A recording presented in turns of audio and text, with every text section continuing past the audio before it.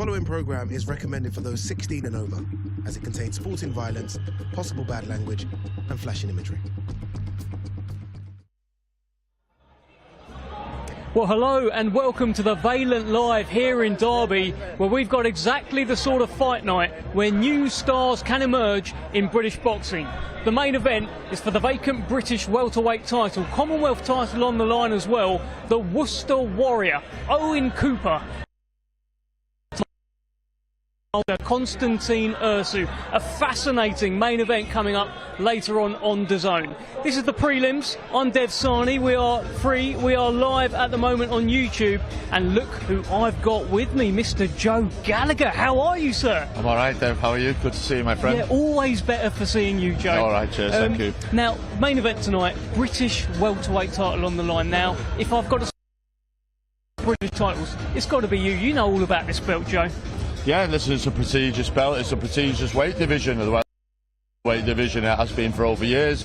But that Lord Lonsdale belt, the British title, I think when everyone turns professional, that's the belt that wants to try and fight for, win, and then win it outright. I think we've seen Ryan Rhodes win it at a very young age. He was someone that created a bit of history with it.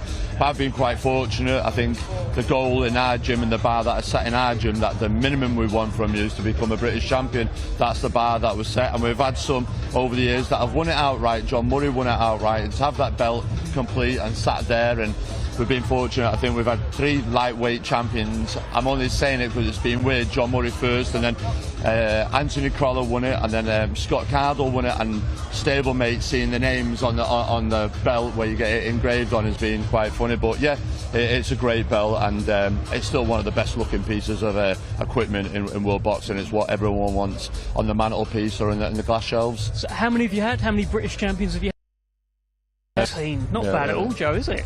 Oh, it's all right. We've got a goal and a mission by 2027. There's a number that we've set now to achieve that we want to try and do with the next crop of kids coming through. I liked what you said at the beginning of this show tonight. It's about the next generation of stars. This one, and I do feel the Magnificent Seven show 100%. In Manchester at the end of the month in March is a great show. There's some great prospects, great title fights on it, and it is about, I know they're on about the you feel this is the breakthrough, these 2 shows at least up to now, that they're showing the emerging talent that's coming through, and I think 26, 2027 there's got to be a lot of new household names and stars for everyone to watch and support. Well, I think one of the emerging stars is the man that you train, the man that the reason you are here, Joe Cooper, 5-0. He's got his 6th fight here tonight. What can you tell us about young Joe Cooper? Joe's a very talented kid. He turned pro. He was an outstanding amateur, only lost 1 bout, and his last amateur fight was age 16. I think someone on the ground running and signed him like he did with Moses Atuma. Pro debut at 18. Like I say, he's only 19 now, 5-0. But I've said to Frank, listen, this kid, let's get him to the age of 21, 22, and he'll be 20-0. But we've got to have a serious talent in our hands at age 22, 23. Joe Cooper, and really. Already got the next generation of British champions in your gym coming through, Joe. Well, we've got a stable full of them. Mikey Talon now 12-0, Billy Dennis 14-0, Josh Holmes 18-0. I'm trying not to forget anyone, or I'll get bollocks when I get back in the gym on Finger. But I've got Joe Cooper as one, Ewan Malone, 3-time ABA champion. So we're working on building blocks this year, but the big year's got to be 2027. Brilliant speaking to you, Joe. I think we're going to let you go. I think very shortly you're going to be getting in the ring. But before all of that, we're going to head over to Thomas Triber. Let's first welcome to the ring from Benito Canelito Garcia.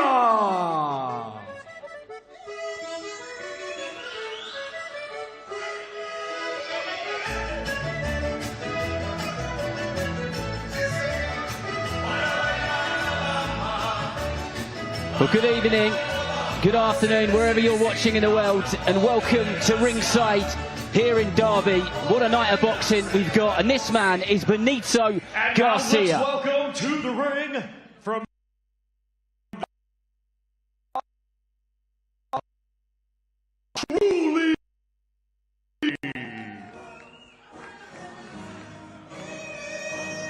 And this is Lasha Guruli, 29 years old, from Georgia. The last time we saw him was on the undercard of Alexander Usyk versus Daniel Dubois at Wembley Stadium last year, and he is a Paris 2024 Olympic medalist. Ladies and gentlemen, welcome to Championship Boxing live in Derby, England. It is being brought to you by Frank Warren for Queensberry, along with their great sponsors, Riyadh Season, 32 Red, Unibet, Global Next Trade, and That Prize Guy. A big thanks to those great sponsors. We get things started with 6 rounds scheduled in the super light division. When the bell rings, our referee in charge and scoring the contest will be Chris Dean. Introducing first, fighting out of the red corner, he comes to the ring wearing silver with black lettering and weighed in officially at 142.4. Jalisco, Mexico. He brings a professional record consisting of 17 wins, 16 defeats, 4 draws, with 5 wins coming by way of knockout. Ladies and gentlemen, please welcome Benito Canelito Garcia! And his opponent across the ring, fighting out of the blue corner. He comes to the ring wearing black with silver and weighed in officially at 142.10 pounds. Hailing from Rustavi in the country of Georgia, he was a 2024 Olympic bronze medalist and now as a professional, undefeated. With 2 wins, one of his 2 wins comes by way of knockout. Ladies and gentlemen, here is Lasha Guruli.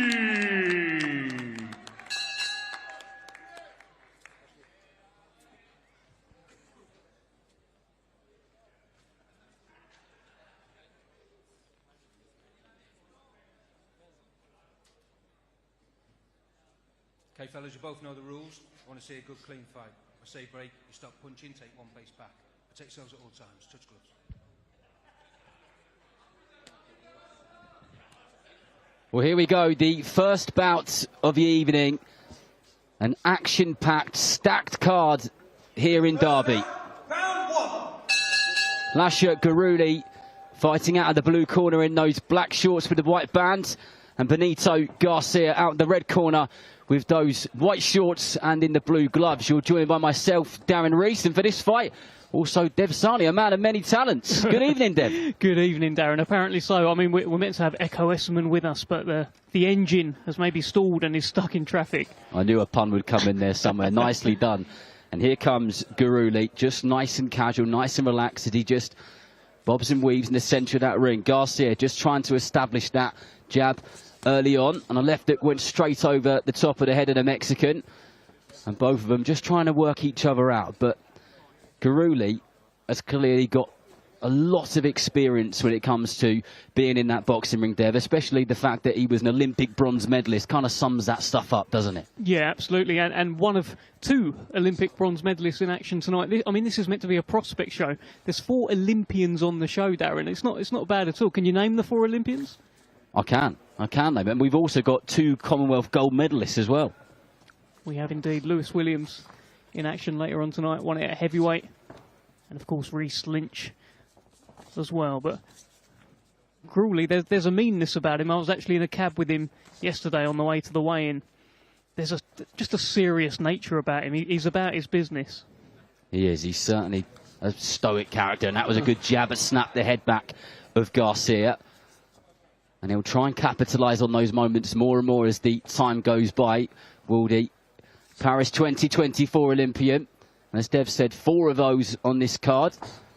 Serge Abomo, the Cameroonian. Charlie Senior, who was born in Bradford, but represented Australia. He did indeed. Go on, what was the fourth one? Well, there is another one as well, of course. Luke McCormack, There it is. GB Olympian 2020. Big step up for him later on tonight as well, by the way. He's been gunning for those kind of fights though, isn't he, McCormack? He really wants those tests.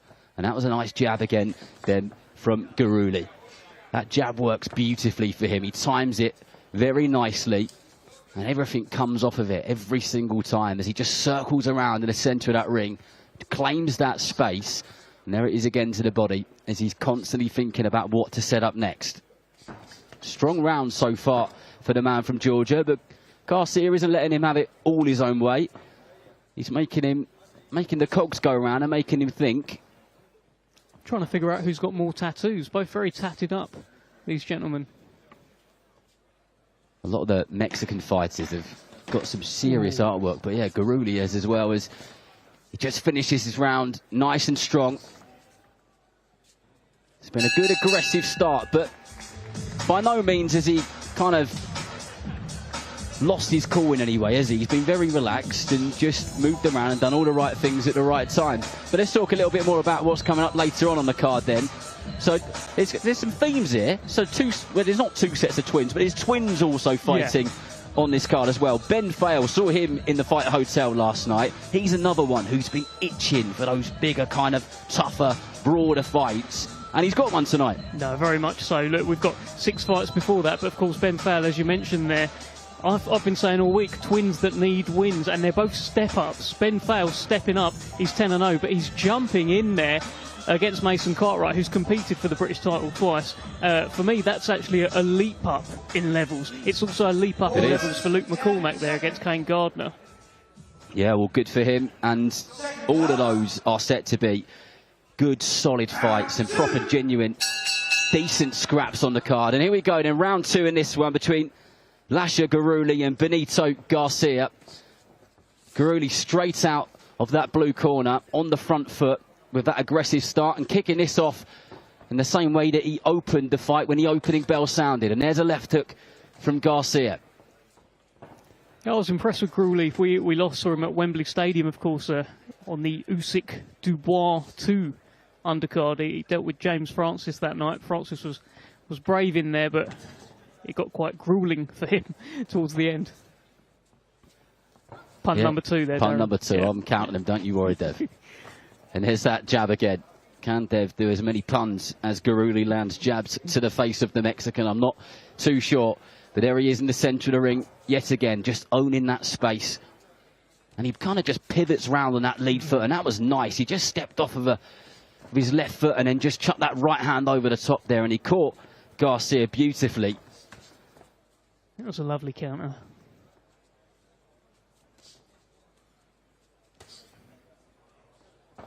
Garcia constantly trying to work her way in, but he's now conscious because he does get caught with that jab almost every time he tries to make an entrance, and that will be playing on his mind over and over again.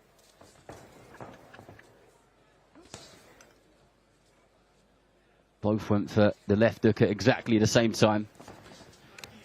And Echo Esserman has joined us.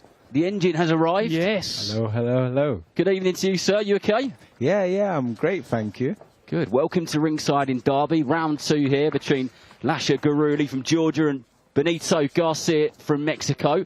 Been a fairly steady start to the fight. But Guruli doing well and Garcia making his man work. How's the traffic, Echo?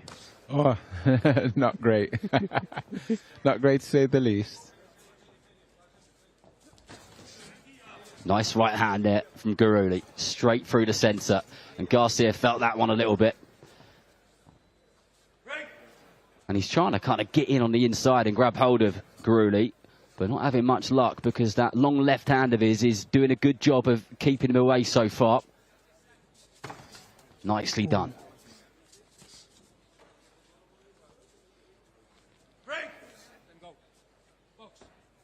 Slightly different, Dev, for Guruli to go from Wembley Stadium to a relatively quiet at the moment Derby. But he's no stranger to the bright lights, is he? No, not at all. Look, I like this arena, by the way. Some have been calling it the York Hall of the North, the Valent Live. It doesn't quite look like York Hall to me. No, me neither. I mean, we're not going to badmouth York Hall for a minute. Nor should we. But yeah, it's a nice. Ooh, beautiful left hook to end the round there, and a couple of them got through. And he certainly felt that one. So Echo, what's happening with you? Are we going to fight new soon? What's happening with me? You guys will see me soon enough. Possibly April, possibly May, possibly July. Okay, so it's not June. We can confirm Echo Westman is not out in June. You tease, you tease. So there's obviously something lined up you can't tell us yet, but fight news is incoming, yeah? Yeah, the fight news is incoming. I think contract should be signed, or it's signed on my side anyway, or getting signed, and we'll have an announcement very soon. Good, we look forward to it. He's never in a bad fight, is he, Dev? No, Echo the engine estimate. I mean, the reason that you are here, really, obviously it's great to see you, but the main event, Owen Cooper against Constantin Ursu, you had a fight of the year contender with Owen Cooper, a fight that I've watched over and over again, and yeah, you're most certainly never in a dull fight. Yeah, what a fight that was. But back to this one as we go into round 3. This one's scheduled for 6 in the super lightweight division. Nice sneaky little left uppercut there from Guruli. Just snuck that up the guard, and he's going for that left hook to the body again because he hurt Garcia at the end of the second round with that.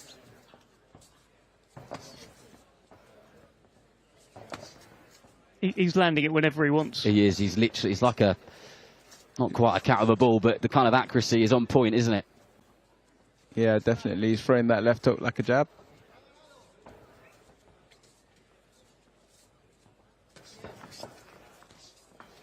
I don't think Garuli's missed with a shot in the last 8 or 9, which he's thrown, to be honest. Ooh, big right hand over the top there.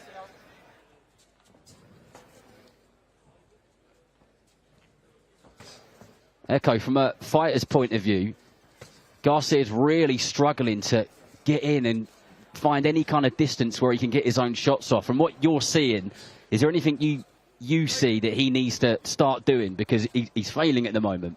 Well, what I'm about to say will sound simple, but it's not. He needs to take his jab away from him. He needs to make him feel that every time he throws his jab, he's going to get countered or he's going to be made to pay for it. And that will, in essence, get him closer to him so he can get some shots off. It's easier said than done, and you have to know what you're doing to do it. Well said, that man. Let's see if Garcia can start taking that jab away from the man from Georgia. Definitely got a little bit closer there, but too close to get that right hand off. Good patient work there from Guruli. Doubled that jab up and then a snappy right hand followed.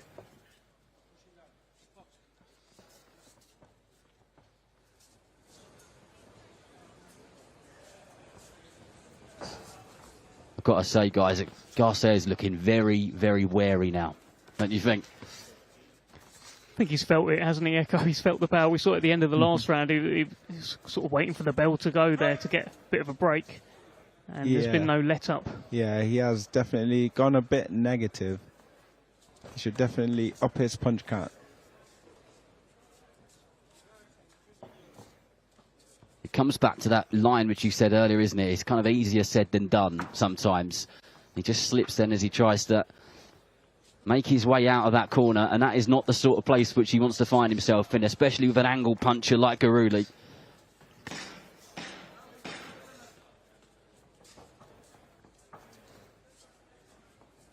Guruli looking to finish this round strong. Swings and misses there. But so far, so good. Impressive what you see, Echo? Yeah, I am. Garuli's really accurate in his work, and he's picking his punches very well. Garcia definitely needs to take some of that lead hand lead away from him and come back with his own work. I mean, the accuracy, it's really good, isn't it? Genuinely, like, he's landing 9 out of 10 punches which he throws. What do you think it is which makes him so accurate? Because his feet look good. I think he's patient enough to pick the actual shots he wants to throw, knowing that he'll land them and set up more shots from that. I think, if anything, he could be a little bit more patient to really set up some haymakers, so to say. Dev, you've watched thousands and thousands of fights. When you've got a fighter with a pedigree like Garuli's, you can kind of tell that amateur experience is there from the moment you see him, can't you? Yeah, I mean, from the first bell, you could tell the levels between them. These are just the experience building fights for Lasha Garuli. I'm sure he's going to go very far in his career. Olympic bronze medalists tend to. And he's settled in quite well. Garcia coming out and he's increased that upper body movement. Probably some instruction from the corner that he needs to stop being such a still target, I guess, because they've noticed the accuracy, but already there's 2 jabs which have snapped the head back of the Mexican. And he's fighting a bit of a losing battle here. He hasn't quite broken the spirit yet, though. There is still some spirit in him. Like you see him every now and again, he will just chuck back.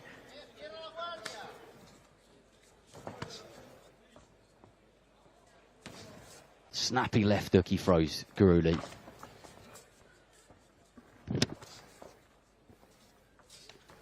Oh, nice right uppercut there. Garcia did just enough to make him miss him, so it didn't hurt too much as he tries to get in on the inside. But Garuli quite likes fighting at a mid-range distance where he can pop that jab out and make an entrance when he wants to and chuck those body shots in.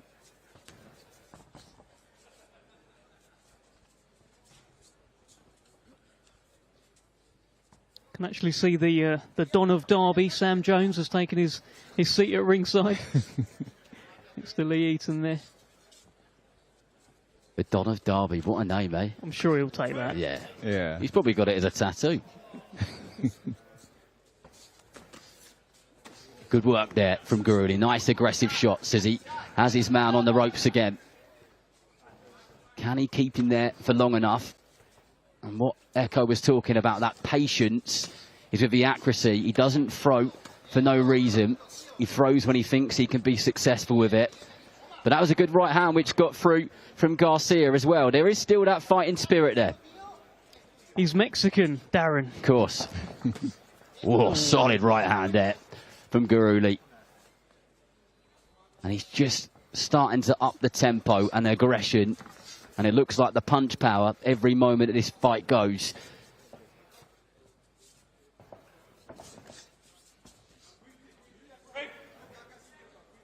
I don't know how Garuli just got that uppercut off from that distance. It was quite impressive, actually. Good body shot, straight under the right elbow. Follows it up with the left hook. And I got the sense that Garuli's just starting to smell a bit of blood here, but he does get caught there. There's a left hook to the body once again as we go into the last few seconds of this round.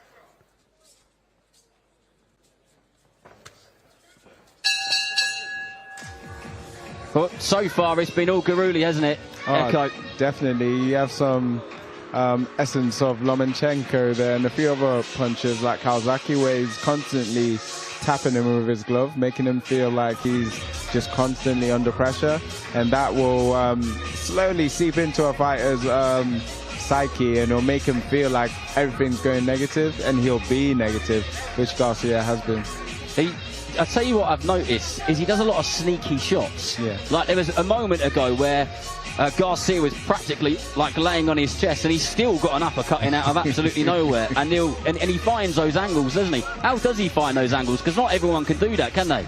It's good experience. It's knowing if an opponent is leaning on you, instead of throwing an arcing uppercut, you rest your forearm on his ab, push up, and you know it's going to hit the chin. Look at this expert fight analysis from the engine.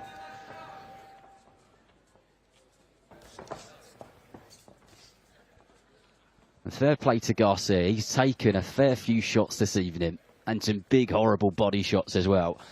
And as Dev pointed out, he's Mexican. So he's just going to keep coming, isn't he? Yeah, and they're still trying to rile him up in the corner as well in between rounds. They're giving him clear instructions as to how he can do better in this fight. And he's still in this fight in terms of he hasn't gone away, has he? No, he's still there. It's not like he's kind of just hovering around the outskirts of the ring, trying to escape all the time. There's probably 50% of the time where he does go on the front foot. There's that short little left hook from Garuli. He's thrown that multiple times in this fight. Caught his man with it many times.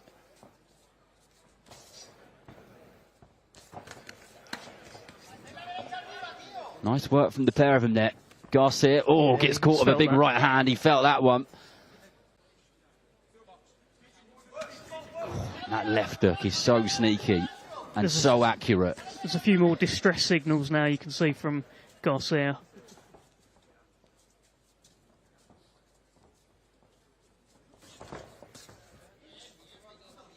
He gets through with a left hook there, and the Mexican corner were happy with that. I don't think there's any way they're going to be pulling their man out.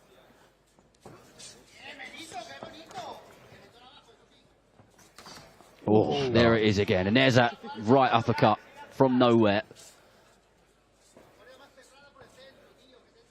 This Garudi looks like he's just going through the motions. He could do 10, 11, 12 rounds of this. And I think if he maybe had longer, he may well get his man out of it. He's got 4 minutes to do it.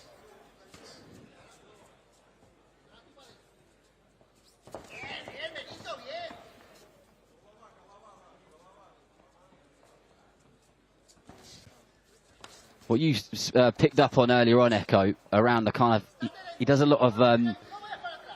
Josh Taylor used to do this a lot, where you touch and then he would kind of sink in a shot. He does a lot of that, doesn't he, Garuli? Yeah, it's a great way to set up shots and take your opponent's concentration away from them without them realising it. Yeah, like little pitter-patter shots then. And before you know it, there's a big, horrible right hand coming through.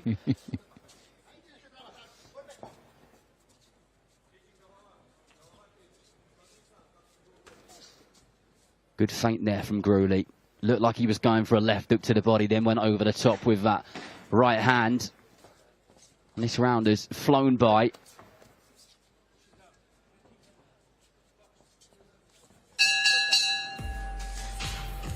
Well, still all of this to come. Any in particular, Dev, which you're really looking forward to?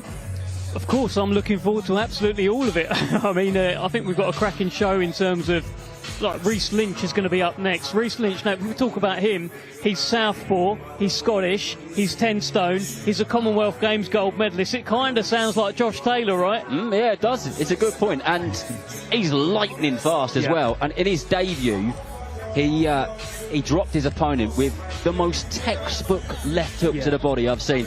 It was one of those, you know, when you see it, and then there's that little delay. And then his opponent went down, and you could just see he was in utter agony. He's one of those. Have you seen him, Echo? No, I haven't seen him, so I'm looking forward to watching it. And I'll just add into that, when you take a good left hook liver blow anyway, once it sets in, it separates boys from men. Painful stuff, but loads more coming on the prelims. And then the main broadcast is 4 proper crackers with a British title on the line at the top of the bill. But here we are in the 6th and final round of this one in the super lightweight division. And each round has been fairly similar. Garcia, to be fair to him, hasn't really backed away at any point. Every time he's got hit with something, he's come back. Even when we've seen that the stress signals were there and the body language might have changed for a few moments, he kind of takes a deep breath and then he goes again. And this is where Dev reminds me, Darren, yes, he's Mexican. Oh. But that certainly wasn't a knockdown. That was a push, and I think the referee will probably have a quick chat with him about that. Love the international feel to the show, by the way. We're kicking it off with a Georgian Olympian. We've got an Australian Olympian coming up later on as well. Scotland's Commonwealth Games gold medalist. And plenty of Englishmen. We're global. We are global indeed. But I think we're starting to see more and more of that, and I love it. You know, and I cover a lot of the amateur side of the sport as well. So you get to see all the kind of international fighters. You know, John Joe Carrigan will be with us in a bit. And I remember covering his World Championship and watching all the kind of fighters from the other countries there. And some of them on the card. Yeah, he's a special talent, John Joe Carrigan. Definitely one for the future. Star boy, they call him. Big, big talent. But back to this one as we go into the last minute and 20 seconds of this 6-round fight. Garuli just constantly hassling his man and making it a difficult night at the office. And of course, Garcia will do everything to stay on his feet. And he's done a good job of doing so far. Guruli hasn't been reckless at any point, as Echo had pointed out. He has been patient, he's been accurate, he's shown his experience, and he's not got carried away either. And I'll tell you what, I absolutely love that sneaky right uppercut he throws. That's one of my favourites.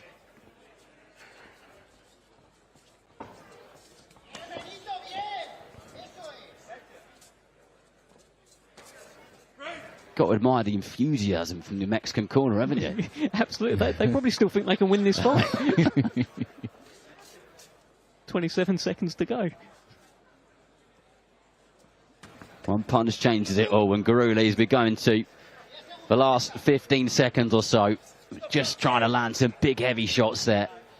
But Garcia, rightly so, will try and grab hold of him and see this out until the final bell.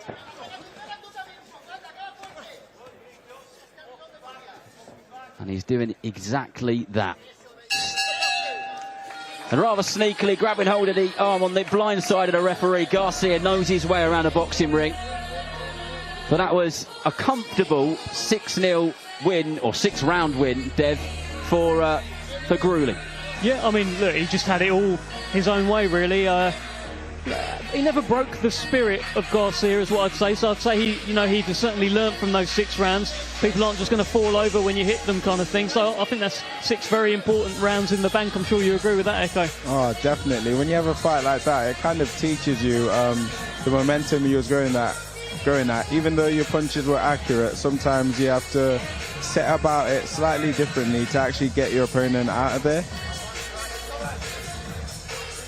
Well, the referee will get the 2 fighters together. Thomas Schreiber has the official score. So Guruli.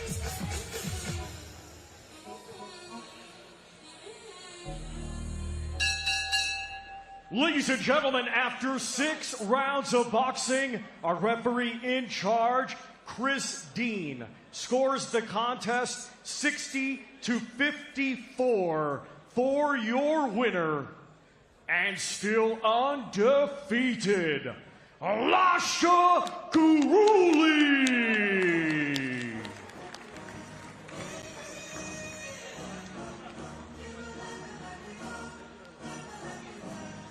Let's go.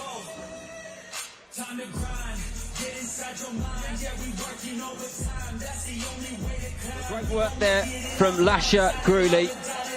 Pretty much had it he had most of it his own way. Boxed beautifully, showed his experience, did lots well, and he's a fighter that I think we can look forward to seeing as these fights go by. But as Echo said, it's about rounds. It's about building. Continue. And now welcome to the ring from England, Dan the Monk Booth.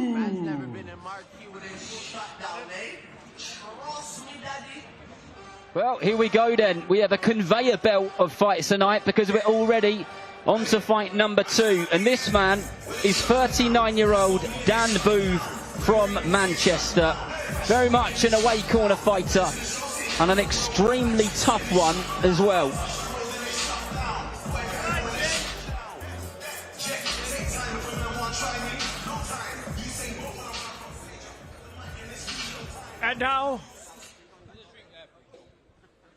And now let's welcome to the ring from Scotland, Rhys Rico Lynch.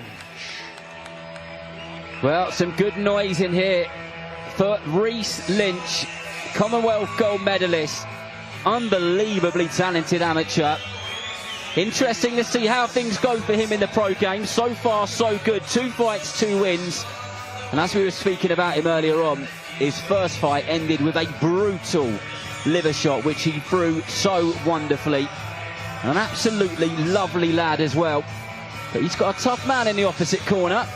So we'll see how he gets on when that opening bell sounds in just a few moments.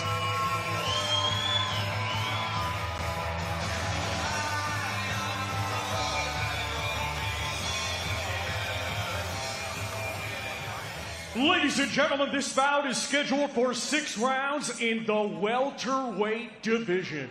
Brought to you by Frank Warren for Queensberry, along with their great sponsors, Riyadh Season, 32 Red, Unibet, Global Next Trade, and That Prize Guy.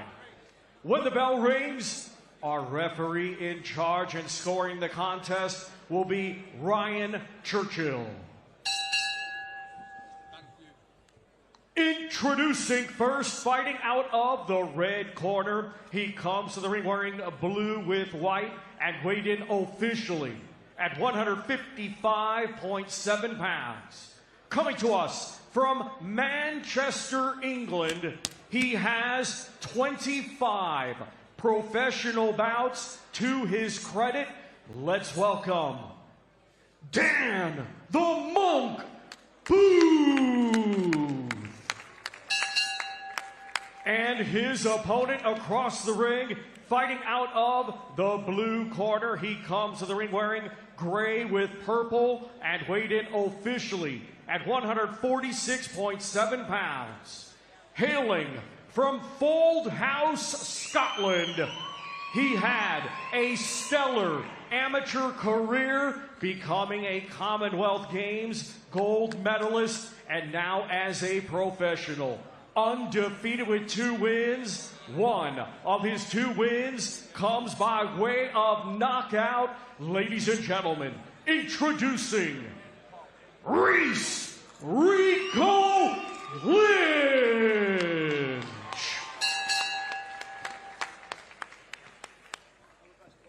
Okay guys, you both know the rules, so keep it clean. When I say break, you stop boxing, take a step back immediately. Protect yourselves at all times. Touch gloves.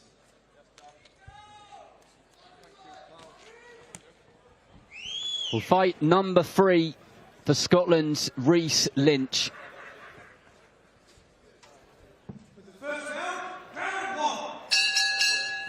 Dan Booth boxing out of the red corner in those blue shorts, and Scotland's Reese Lynch in those grey shorts with the purple belt line. And Lynch straight out on the front foot in that southpaw stance of his and going for that body, which we know he can throw very, very well. But Dan Booth is a seriously tough man. He will take shots like you wouldn't believe, and he keeps coming, and he keeps coming all night. Can Lynch get him out of there? He's establishing that jab well so far, Echo. Yeah, he definitely is. He has long levers in his arms, and that's good when you're trying to set up body shots, because it's harder to tell whether you're throwing an uppercut or a body shot. And as you mentioned as well, with his opponent being a really tough opponent, one of his goal, obviously, to win. One of his extra goals or extra merit would be to actually get him out of there before the timer ticks to the end. As you fighters say, you don't get paid for overtime, do you? So you can get the job done sooner. But that was a nice uppercut there from Reese Lynch as he just stepped back and just threw it with his left hand, and it lifted up the chin of Dan Booth, who calls himself the Monk. He's big into his spiritual practices, loves the game, and he's big on his personal well-being as well. And boxing is a big, big part of his life. Nice work there from Lynch. He's got a solid man in front of him. And Booth just trying to get in, so those long levers, as Echo said it, can't get to work and snap his head back any further. But he's got a good tight guard, Booth, hasn't he, Echo? Oh, definitely. And it's worth noting that Lynch isn't actually fighting for that outside lead foot advantage, so he's very confident in his ability to get out of the way and counter what an orthodox fighter's trying to send his way.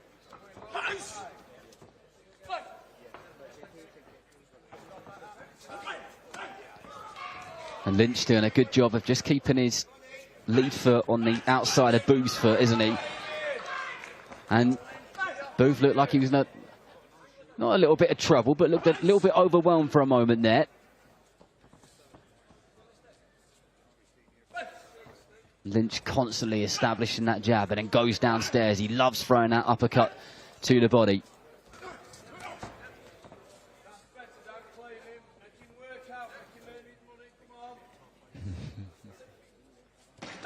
Legendary trainer James Harrington in the corner of Dan Booth.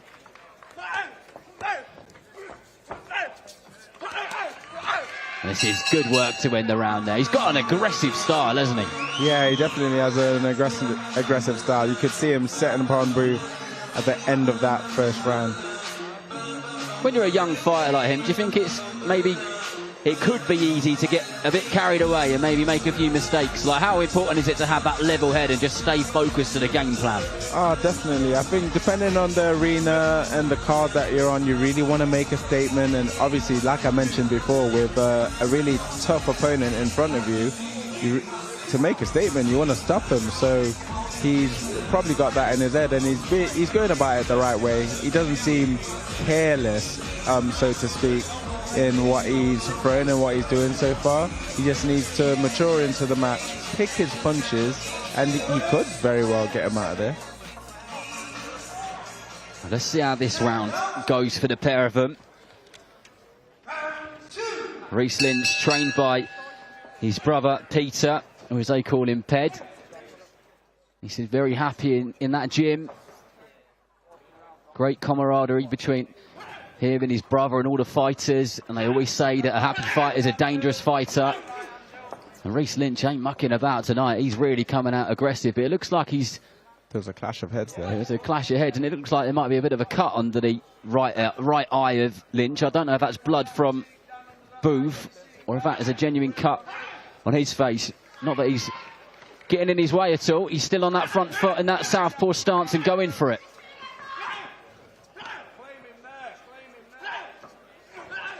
Oh, lovely straight left hand there from Lynch. Kind of just step back and let it go as Booth kind of fell into it.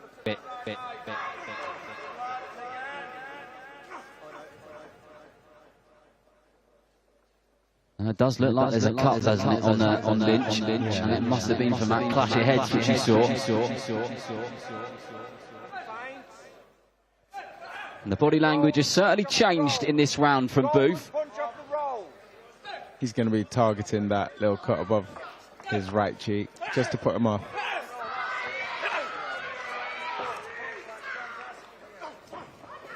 Still coming forward though, Booth, for that jab. The corner shouting for him to jab and roll, get himself out of there, find some space and then go again. That is quite a nasty cut on the cheekbone, isn't it, of Lynch as well? Just seen that a little bit closer up at ringside. Well, us boxers have the scars from the wars that we've been in as opposed to tattoos. That's it. Booth covering up well there, but the shot's just slamming into his guard over and over again, and there's still a little while to go in this fight.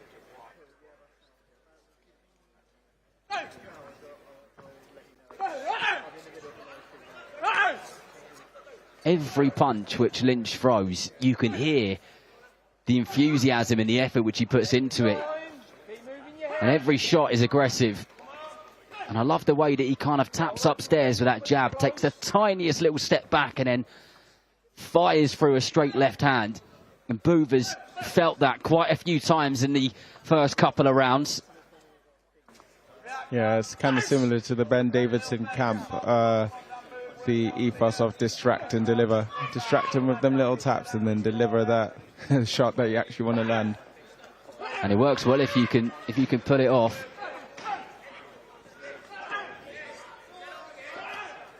There it is again, over and over again, that left hand to the body. And then that was nice from Booth there. He's not a man who's got his spirits broken, is he? Oh, definitely not. I think he took that body shot and he wanted to give something right back. Fair play to him. I tell you what, tough as they come. I absolutely admire those away corner fighters, those journeymen. Week in, week out. It's some gig, isn't it? Yeah, I mean, it takes a lot as a fighter to get in the ring, first of all. But even if you're in the away corner, to get in the ring with a upcoming prospect or someone that's really known for, I don't know, their speed, their power, their ferocity, to get in there and give it to them back, it takes a very brave, a very hard, gritty individual. Gritty is definitely the word, especially when you've got a Commonwealth gold medalist like Reece Lynch flying at you. He also represented Team GB for around 2.5 years. Trained alongside the likes of Pat Brown and Lewis Richardson and many others.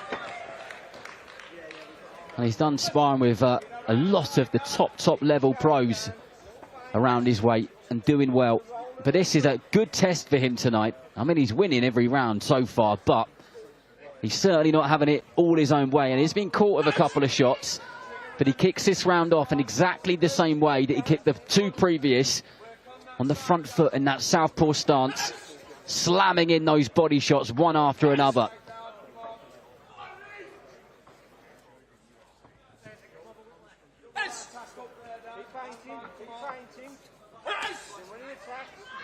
Lovely lead hook there, right on the temple. That can make your legs wobble a bit, can't it? Definitely. To your left hand, to your left.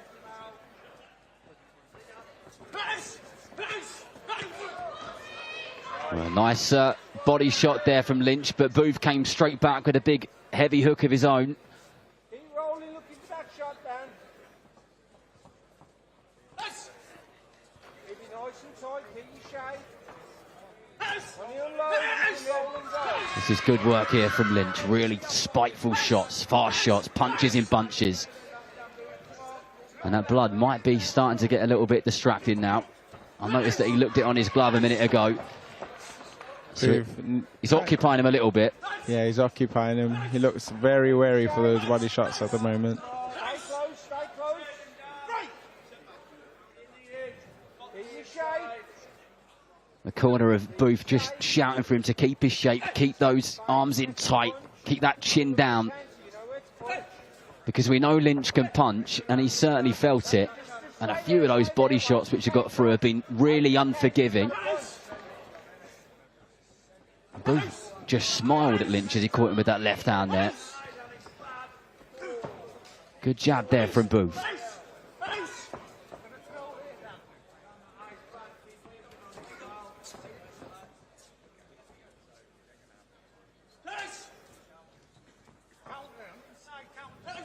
And for any kids watching, Lynch's jab is textbook, isn't it? It's a great jab. It's a good jab. He's good at setting up his distance and landing that lead shot.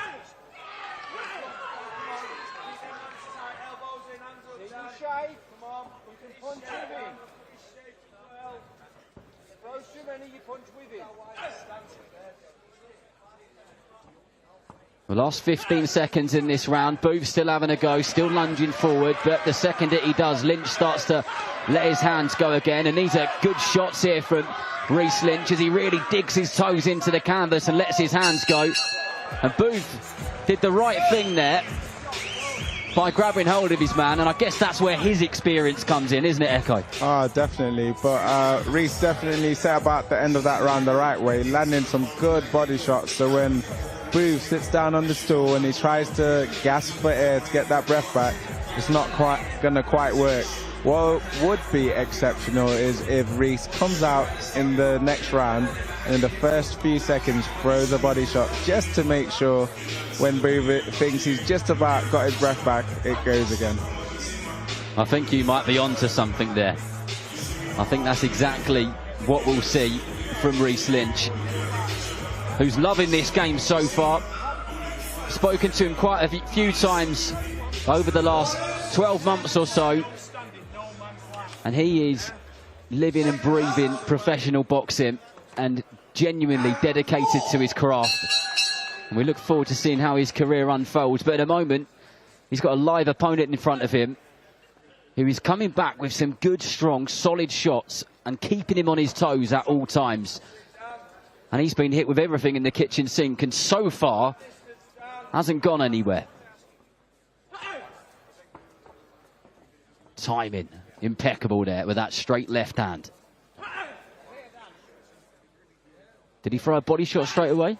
No. I thought he might have done, but he hasn't quite. Solid there. Keep your head moving. When he attacks, you look for your shot. Keep your head moving. I noticed that when Lynch gets caught, or when Booth goes in with one of his attacks, it seems to make Lynch a little bit more livelier. Have you noticed that? Is that just a bit of a fighter's thing anyway? Yeah, kind of fighter's pride. You take a shot, you want to give one back. Harder. Yeah, you want to show him who's boss, don't you? And that you're controlling the fight and the tempo and everything else which goes along with it. As Lynch just goes around the ring, anti-clockwise, just popping that jab out over and over again. Booth comes back with a couple of his own, but they miss. So a much slower tempo to this round so far from Lynch. That was a nice body shot under the right elbow. He is a bit slower, but they are. I think Reese is probably settling into the pace a bit more. He'll probably do well to start picking his punches a bit better now. Not that he's not been landing them, but just like then. And that body shot got through, and Booth certainly felt that. And you can see he's lunging forward to try and grab hold of Reese Lynch because he really felt him, and there he is again. And Lynch just trying to push him off, and the referee will break them up almost immediately. And you'd expect Lynch to just jump on him straight away because he certainly felt that body shot and it took his breath away. But he's back to nice and casual and popping the jab out. I read that one wrong.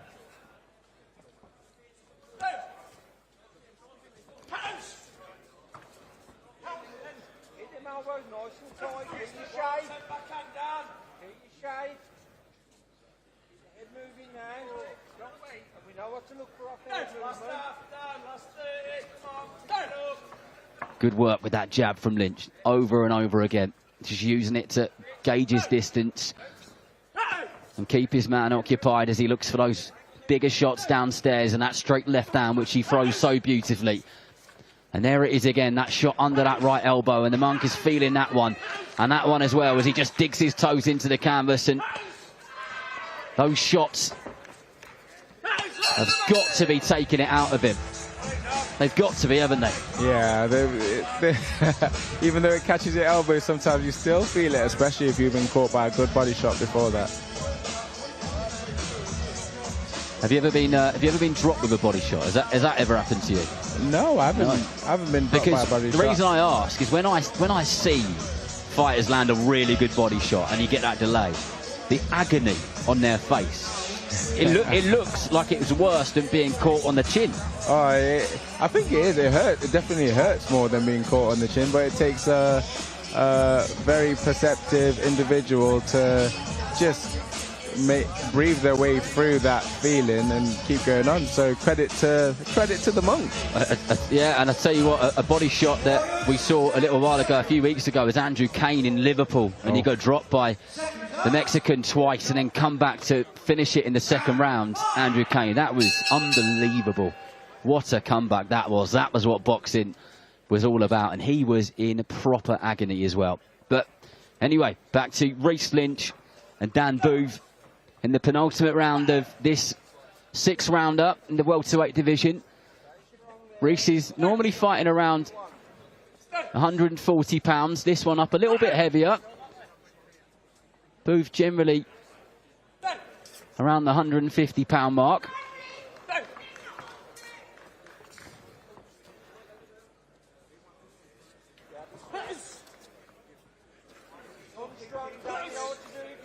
Good jab downstairs to the body from Lynch.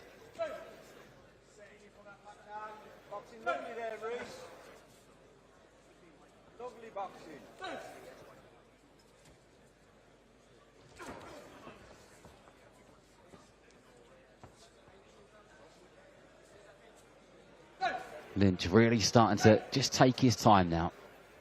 Not rushing anything at all. Just following his man around. Those pitter-patter jabs, which Echo was speaking about a little bit earlier on. And then he digs them in, those straight left hands to the body. Oh, mean lead hook there.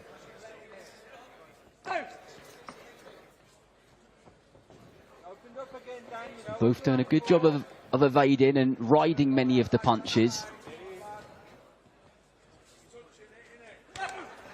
Got through with a nice right hand there, Booth. That was a great shot. Lynch kind of shrugged it off though and was straight back on the front foot in his southpaw stance, popping his jab out again.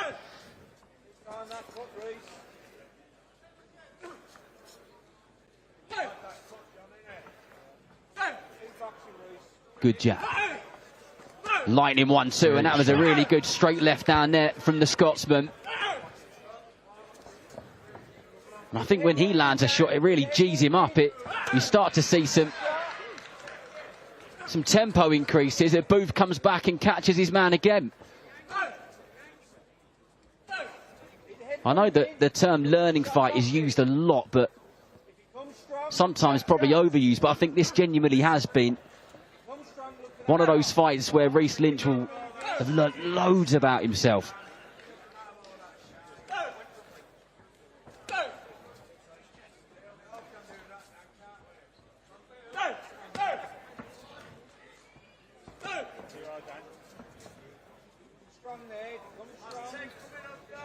Just single shots at the moment from Reece Lynch, and just slams that shot into the body, and Booth certainly felt that one. And again, he is looking to find a way to grab hold of his man as Lynch lets his hands go, and there's only a last few seconds. And I swear, the last few rounds, it's been, as the 10-second clapper has gone, he's landed something. And then it kind of isn't enough for him to, well, to get the job done. But this is the main event card. We've got Luke McCormack in there against Kane Gardner. That's a good, tough fight, that is. Yeah. And McCormack's been shouting for those types of fights for a long time. And Kane Gardner is a type of fighter which is great for him at this point in his career. And he's super experienced as well. But apart from the main event, Echo, and you've got history of one of them, is there any fighters in particular that you can't wait to see? Well, I've got history with Luke McCormack, being on Team GB with him from the 2012 to 2016 cycle. Luke's an animal in the ring. Carl Fail, I fought him in the ABAs as an amateur. He's a great boxer. And obviously Cooper, I fought. And what a fight it was. All of that coming up later on the main broadcast, if you like, live on DAZN. And this is the 6th and final round in the 3rd fight of Reece Lynch's professional career. If you're just joining us, welcome along. You're joined by myself, Darren Rees, and Echo Esserman. Fight number 2 of the evening. Still 4 more to go on the prelims. And this fight has been a good, tough, experienced one for Lynch, who certainly won every single round. But he's really had to work for it.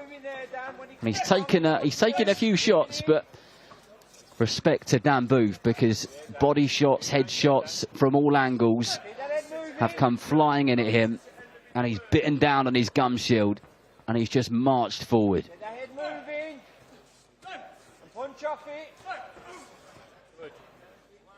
Rotate into the head movement. Become strong, Dan. You know what to do.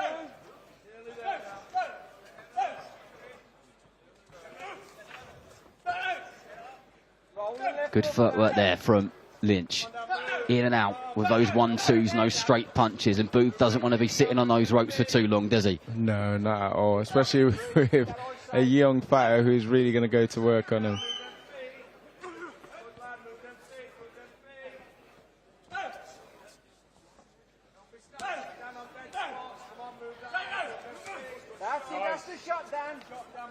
And the work rate from Lynch has been phenomenal. Yeah, he's definitely well conditioned. Credit to his brother in the gym. Yeah, over and over again. That was a crucifying shot to the body there, and that knocked the wind out of Dan Booth. But you could tell from the body language, can he survive this final minute of this fight? Reece Lynch will be doing everything possible to make sure that he doesn't. And there goes another body shot, and then follows one upstairs with that straight left hand, and Booth grabs hold of his man. Got a tight hold then. I was waiting for him to do that. And he must sense that the end is nigh. And of course, he will be gunning to hear that final bell. And I think he may well do. But there goes another slamming lead hook to the body from Lynch, who has been exceptional this evening. In the corner of Booth, really encouraging him to just keep going forward, see this fight out strongly, as he just kind of holds on and waits for the referee to split them up.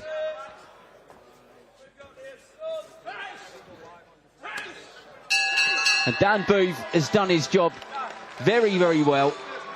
And Reece Lynch did plenty well. Great shot selection. The speed's there. And I don't know how well it comes through on your TVs or however you're watching it, but some of the thuds in those shots, Echo. Yeah. He's got some heavy hands, hasn't he? Yeah, he's sharp.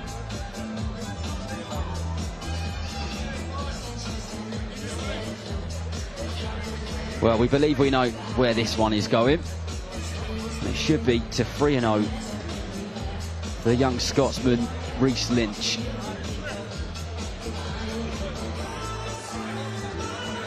Well, Thomas Schreiber has the card. The fighters will be joined in the centre of the ring. So, well, the monk's got his glasses on already. I know. That'd be me as well. It gives people another look at boxers. You think we're just gritty, but put on our glasses, we could look like we just walked out of an office. I love it. Right, over to Thomas Schreiber for the decision. Ladies and gentlemen, after 6 rounds of boxing, our referee in charge, Ryan Churchill, scores it 60-54 for your winner. And still undefeated, Reece Rico Lynch. Well, it went the way that we expected it to. This was the first time seeing Reece Lynch. Yeah. And you'll be looking forward to seeing him again, I guess. Yeah, he's sharp. I like the way he boxes. He's sharp, he's aggressive, he's methodical, and I love the body shots. I'm a big fan of a body shot. Absolutely love a body shot. And they're another one of those things where they look so easy, especially when you've got a good body puncher. But, you know, it's one thing doing it, one thing saying it, another thing doing it, isn't it? Yeah, and landing body shots is easy enough, but landing them in the right spot to get your opponent to keel over is a different story. But when they land, they really do land. Let's first welcome to the ring a native of Cameroon, Serge Mbomo.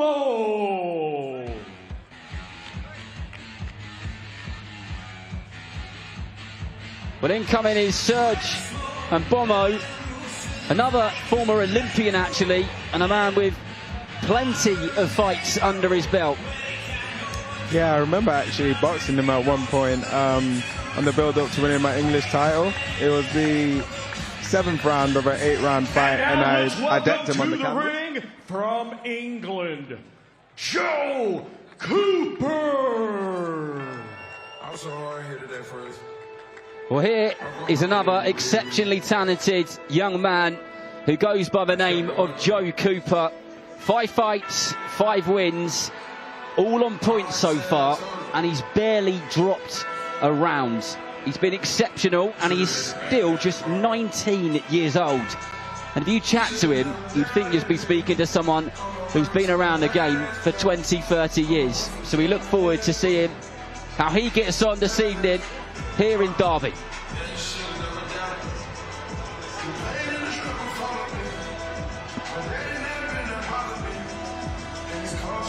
Ladies and gentlemen, this bout is scheduled for 4 rounds in the middleweight division. Brought to you by Frank Warren for Queensberry, along with their great sponsors, Riyadh Season, 32 Red, Unibet, Global Next Trade, and That Prize Guy. When the bell rings, our referee in charge and scoring the contest will be Chris Dean. Introducing first, fighting out of the red corner, he comes to the ring wearing blue and green and weighed in officially at 158.10 pounds. A native of Cameroon, he is now fighting out of Sheffield, England. A 2012 Olympian, he is now a veteran of 87 professional bouts. Ladies and gentlemen, please welcome Serge Mbomo. And his opponent across the ring, fighting out of the blue corner, he comes to the ring wearing turquoise with pink and weighed in officially at 163.5 pounds. Hailing from Essex, England, he had a stellar amateur career, becoming a 4-time national champion, and now as a professional, undefeated with 5 victories. Ladies and gentlemen, here is Joe Cooper.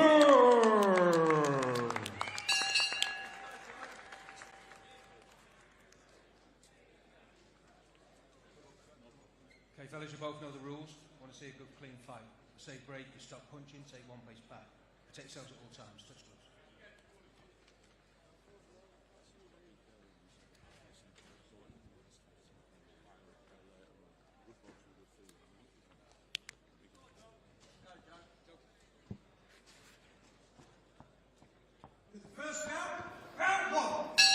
Well, fight 88 for Serge and Bomo. Fight number 6 for young Joe Cooper. And welcome to ringside, John Joe Carrigan. How are you, my friend? Yeah, good, Juve. How are you? Yeah, we're all good. We've seen some good fights so far, and plenty more to come on the prelims. And then we've got an action-packed main card. But let's talk about this one, because this is what's unfolding right in front of us. And it is the 19-year-old Joe Cooper in there with the extremely experienced Serge Ambomo. I caught up with Ambomo earlier on in a fight hotel. Very cool character he is. Very casual, very relaxed. Another day at the office for him. And of course, he was a 2012 Olympian as well. So certainly knows his way around that boxing ring. But that was a good left hook there from Ambomo.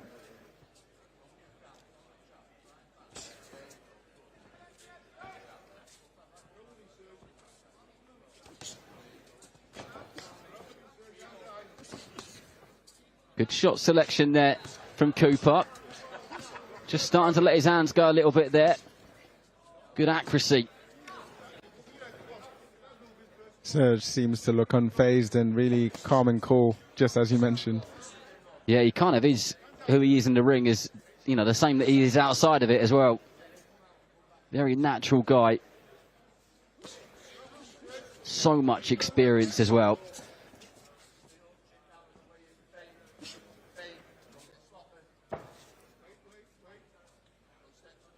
Cooper, of course, trained by Joe Gallagher in that champs camp. So surrounded by quality fighters and a quality trainer. And you guys know better than most.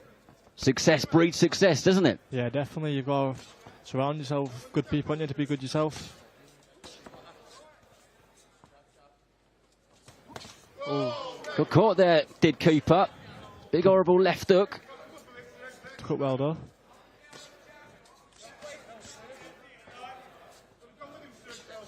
Sometimes, Echo, those kind of shots can wake a fighter up, can't they? And it kind of switches them on a bit more. Oh, yeah, definitely. When your opponent hits you with a shot like that, it makes you think, oh, actually, I need to be wary of certain shapes that he pulls and puts out there.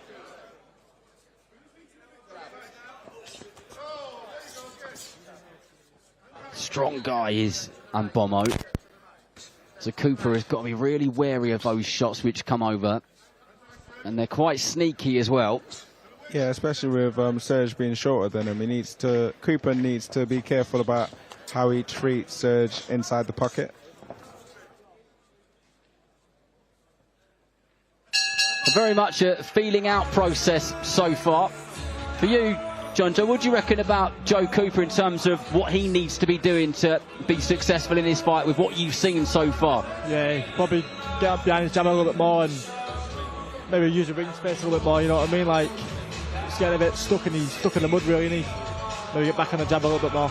Agree with that one, Echo? Yeah, he could use his jab. The jab will take you around the world. It sets up your shots. It keeps your opponent at bay. It breaks their rhythm. It distracts them just so you can deliver the damage. Yeah, one of the most used lines in boxing is a good jab will take you around the world. A right hand will take you around the block, but a jab will take you around the world. Yeah, precisely. Yeah, and also the jab sets things up, doesn't it? Like, behind the jab, could be great through the middle and all that crap. Exactly. Boxing gyms up and down the country, the first thing Well, one of the first things you're taught when you walk in a gym is how to throw that jab, and it is the foundation to a solid fighter. But here we go then, round 2. This one scheduled for 4 in the middleweight division.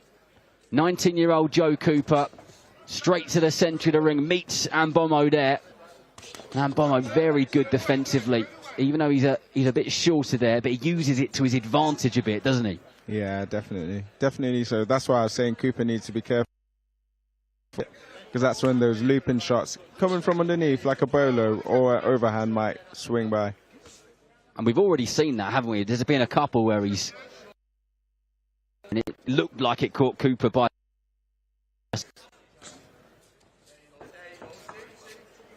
Yeah, this is where... well now, isn't he? Yeah, this is where Cooper should be establishing his jab, just like you mentioned. Yeah. Should be pinging his head back and setting up them shots, maybe even to the body. Yeah, maybe swing the backhand to the body or look for a few openings. There's that big overhand right, which Cooper needs to be wary of. And for me, the success seems to be when Cooper is kind of throwing 3s and 4s. That's where he's getting through a bit more. Yeah.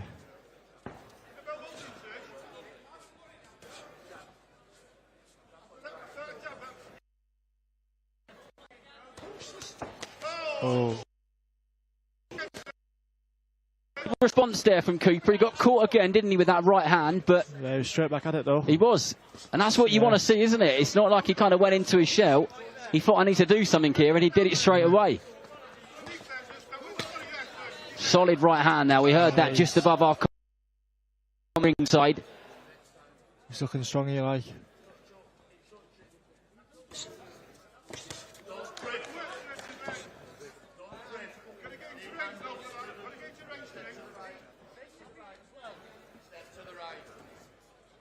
Bomo's got 13 wins on.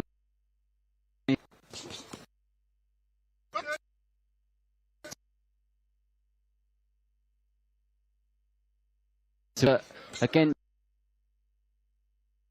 career, and he's making Cooper work for it this evening,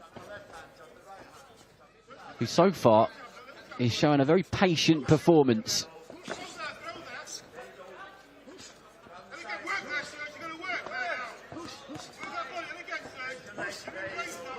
Nice little angle change there.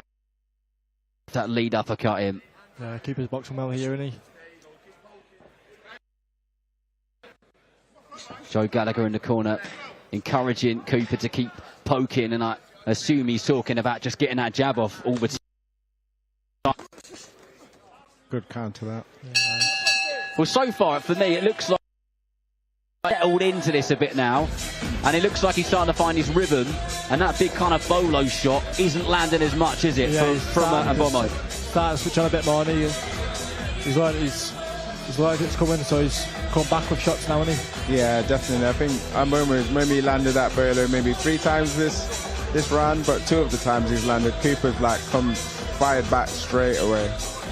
John Joe, you're a pro now, but the last fight I did of yours was your last amateur fight in Colorado at the Under-19 World Championships, and you won the gold medal. How are you finding the pro game? Yeah, I'm loving it, to be fair. I'm training more now, obviously full time now, so yeah, loving it, sparring all different pros and just running my trade, really, you know what I mean? Just not taking things too fast, just going as I should, really. I like that response. Learning the trade. This is the apprenticeship stage, isn't it? Just as it is for young Joe Cooper here in his 6th professional fight in Derby in a magnificent arena. And I'm sure this place will be electric later on by the time that Cooper and Ursu business in that 12-round contest. Commonwealth titles. Cauldron in here with that kind of like similar to your in there. That's what we said. It's a posh York call. Yeah. I mean, we are giving York call a little bit, you know, too much there, but it is nice. Good venue for boxing. We like good venues for boxing. And so do the fighters. A good stage for Cooper to show his skills, but he gets caught with a big right hand there. Comes straight back with a left hook.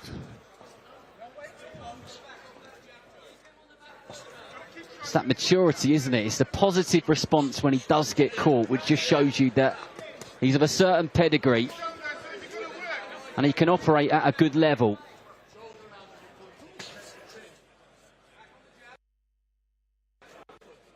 Whipping left hook there from Cooper. Starting to swing him in now, isn't he?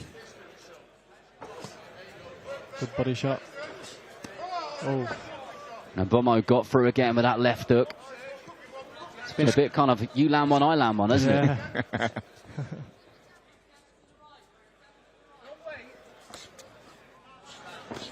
That's I know he did get caught with one, but they're few and far between that they're landing in comparison to the opening couple of rounds. Yeah, you just got to make sure he knows that swing's coming back all the time, and he's got to keep switched on.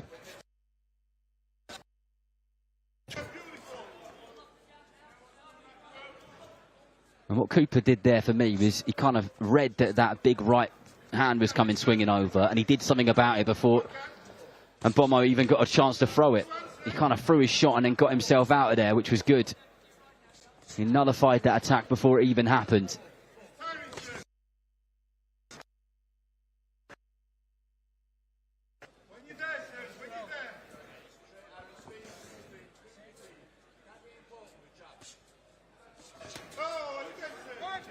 He did sneak through again.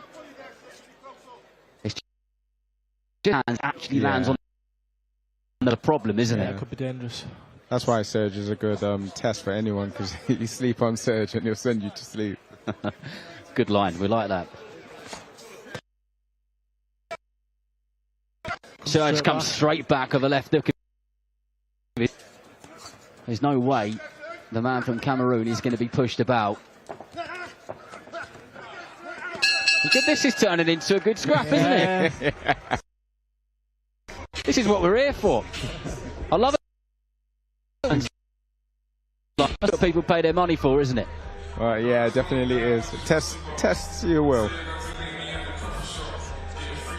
When you know when you're in like a really good scrap, like with you and Owen Cooper, can you kind of sense that people are loving it, or are you just so focused on the fight? Well, chefs get to work with hot grease, so when it gets tasty He's got some lines as Echo Esserman. When it gets tasty in there, you go to work. Because side as a commentator or a spectator, like the hairs in the back of your neck stand up. Never mind actually being in there and being a part of it. If you could bottle that up and sell it, you'd be a multi-millionaire, wouldn't you? I focus on that after my career. I like your style. I'm dead set, so I block out the noise and I just get to work. Fourth and final round. The 6th professional fight of Joe Cooper and the 88th professional fight of Serge and Bomo. And there's been moments where this has really lit up, and the end of the last round was definitely a bit of that.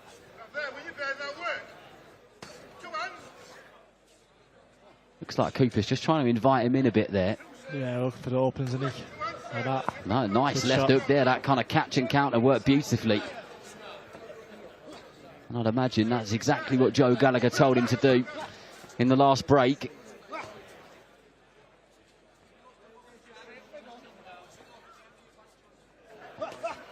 Cooper turned over as a pro, as a very young man. He was a good amateur, only ever lost one amateur bout. He's barely lost a round as a pro so far.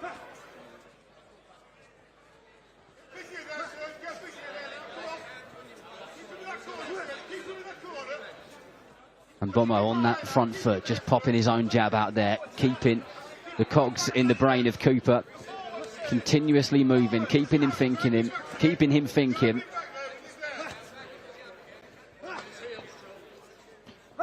Nice to see a few body shots swinging in that.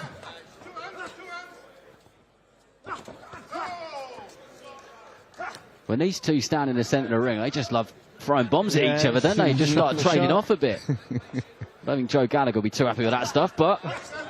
Good shot there, but good return.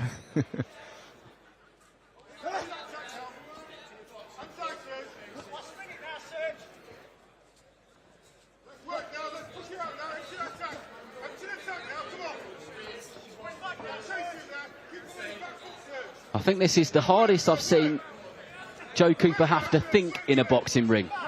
He's really had to be on his toes and work out this fight round by round, moment by moment. But he's also had to be thinking about those big shots which have been coming back at him. In previous fights, he hasn't had it, you know, I'm not saying he had it easy, but he certainly had it easier. Yeah, it's a great learning fight for him.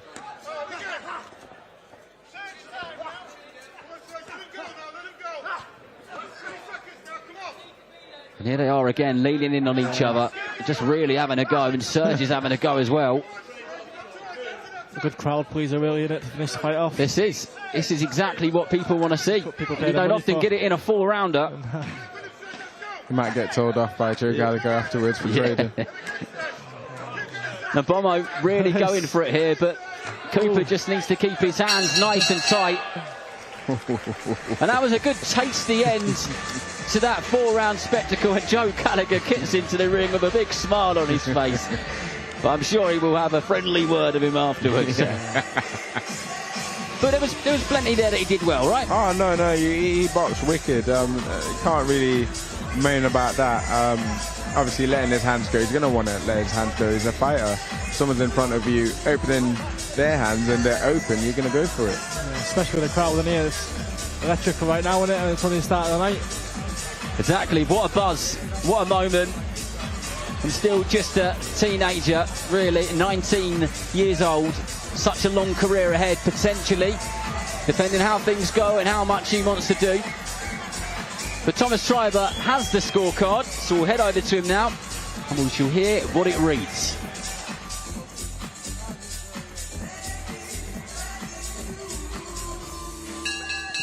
Ladies and gentlemen, after 4 rounds of boxing, our referee in charge, Chris Dean, scores the contest 40-36 for your winner, and still undefeated, Joe Cooper.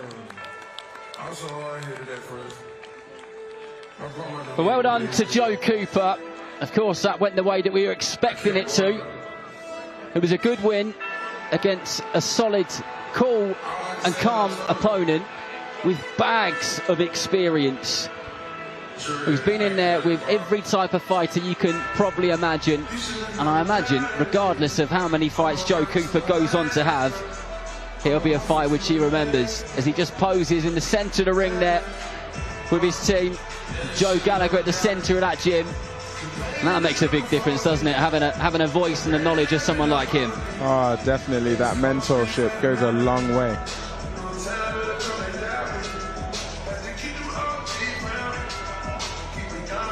Well, don't go. Let's first welcome to the ring a native and now living in Newport, Wales, Garth Baby Pitbull Newt. Well, here is Garth Newt, originally from South Africa, bases himself in Newport in Wales now. The majority of his fights have been over here in the UK, and he just walks to the ring with one of the greatest songs of all time. And now let's welcome to the ring from England, Ellis the Problem Painter. Well, I tell you what, the noise has gone up a notch in here, and that is because this is a professional debut. From the moment that this young man walked into a boxing gym, he would have dreamed of a moment like this. And here he is, in front of his friends, family and loved ones, about to walk to a professional ring for the very first time. Ellis Panther, a 5-time national champion, a European gold medalist, and a former Team GB boxer. I bet he is buzzing beyond belief.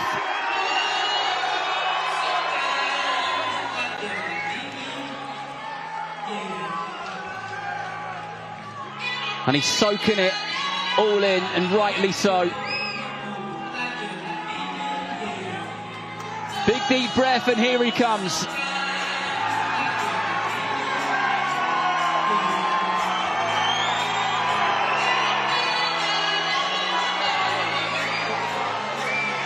Atmosphere's changed, hasn't it? Yeah, definitely. Crowd picked up for a reason. Ladies and gentlemen, this bout is scheduled for 4 rounds in the super lightweight division. Brought to you by Frank Warren for Queensberry, along with their great sponsors, Riyadh Season, 32 Red, Unibet, Global Next Trade, and That Prize Guide. When the bell rings, our referee in charge and scoring the contest will be Ryan Churchill. Introducing to you first, fighting out of the red corner, he comes to the ring wearing black trunks and weighed in officially at 143.2 pounds.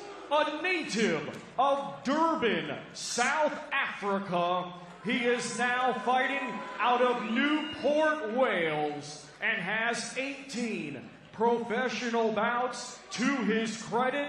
Ladies and gentlemen, please welcome Garth Baby Pitbull Newt. And his opponent across the ring, fighting out of the blue corner. He comes to the ring wearing white with black and weighed in officially at 143.9 pounds. Hailing from Burton, Latimer, Kettering, England. He had a stellar amateur career, becoming a 5-time national champion, and now, tonight, he makes his highly anticipated professional boxing debut. Ladies and gentlemen, introducing Ellis the Problem Panther!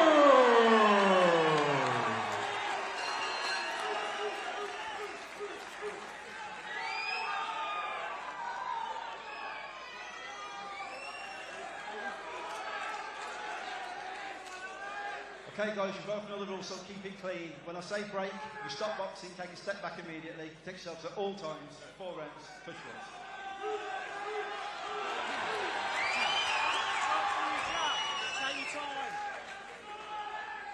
Well, there was a moment there where Ellis Panther looked around the arena and looked at Thomas Treiber, who announced him, and realised that this is really happening. And here he comes in round 1 of his professional career, boxing in the orthodox stance with those white shorts against Garth Newt of South Africa in the black shorts. And I'm sure the nerves are jangling.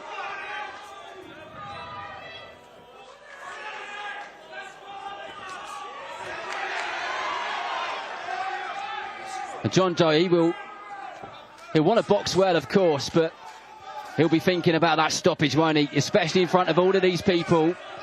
Yeah, of course. And especially with that volume. When you walk out with a crowd like that, obviously, yeah, the stoppage is in your head, but shouldn't go and looking for it. It'll come if it'll come, and that's it. Just get behind his jab and maybe soak a few rounds in before he gets him out of there. That's it. It's got to be about discipline, sticking to the game plan.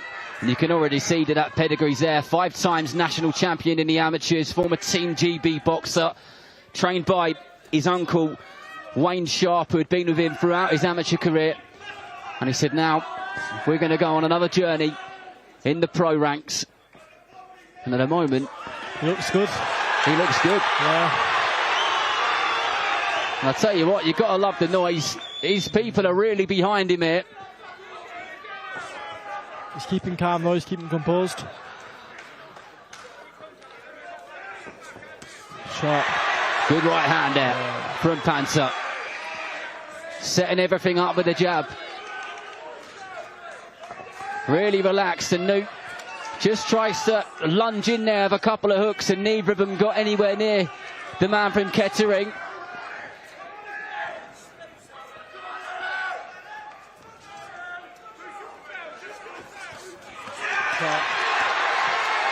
Good work again. He's using his feet to be defensive and then coming in at exactly the right time. Yeah, he's keeping his feet alive and the sharp feet. He's keeping switched on. Yeah, he's got a wider bladed stance, and that would mean that Newt needs to be careful of the shots that he throws, especially when he throws them through the torso, because he'll get that link of all the muscles from his legs all the way to his arms to whip those shots through.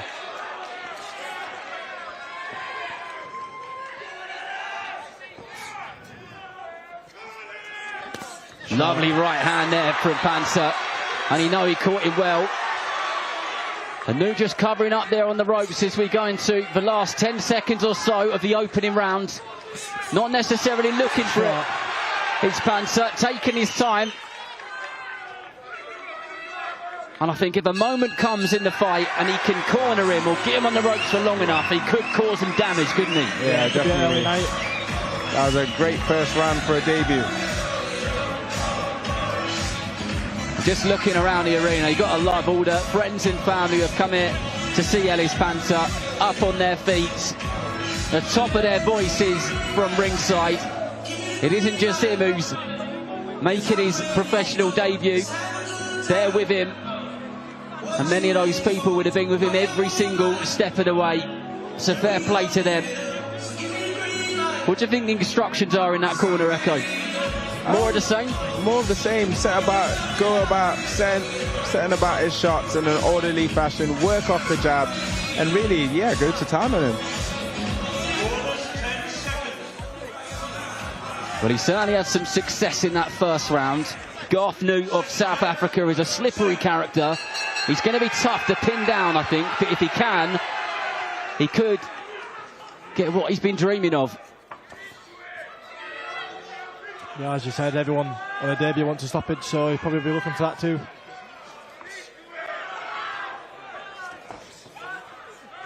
Good fast feet again from Panzer.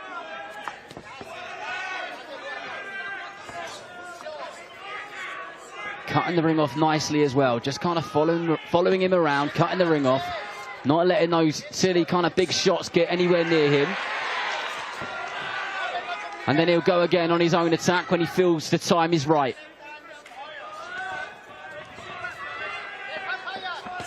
Good right hand there from Panzer, and he drops one into the body as well. Taking him well though.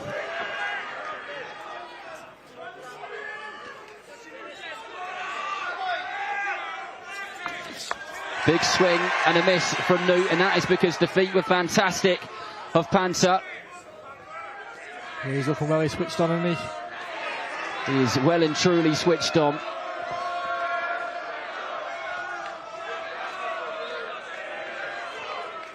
He's got his man in the corner, but can he capitalise on it? And Newt will.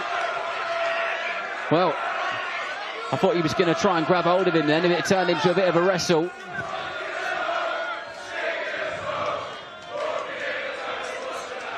Good head movement there from the South African, makes Panzer miss.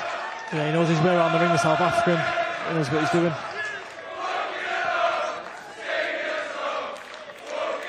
And the crowd have raised the volume again. They are well and truly behind their man, and he is boxing brilliantly. So far, so good, as we go into the last minute of this second round. And that was a nice right hook to the body and followed it up with a left hook upstairs. And Newt is feeling the heat here, not only from the crowd, but from the tempo as well. Yeah, this has got fast hands. He's using them well. He is, and I'd say he's zapping the energy of Newt because he's making him miss. And you guys know better than I do that sometimes you can lose more energy when you miss a big shot than when you land it. Oh yeah, especially so when you're being made to miss and pay for it. And Ellis is definitely doing that with his fast hands. And it's the confidence in it. You start missing big shots, you start losing confidence in there. So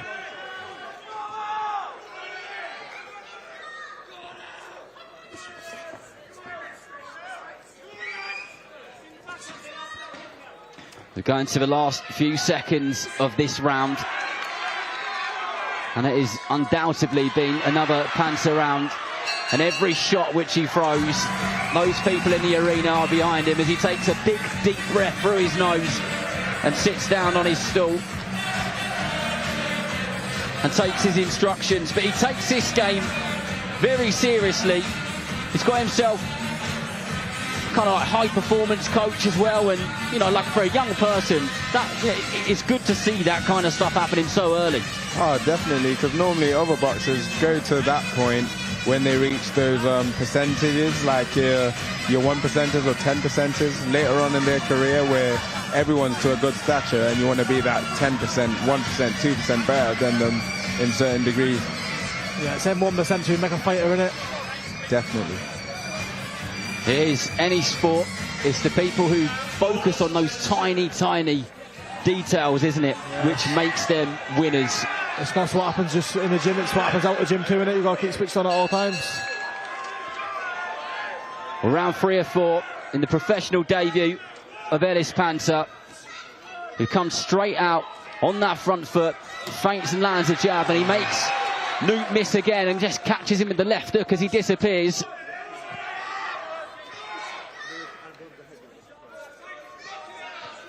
He's going to keep on piling in the pressure. And Newt is still trying to go in on the attacks, but Panther's feet are just too good for him. They're making him miss and making him pay, even before he's thrown the shot. You can see in Panther's face, he's switched on and he's waiting for that opening. Yeah, his footwork's just levels above him. He won't let him get near him, and he'll make him pay every time he tries. It's that amateur pedigree in it, just footwork. That's where that comes from. Yeah.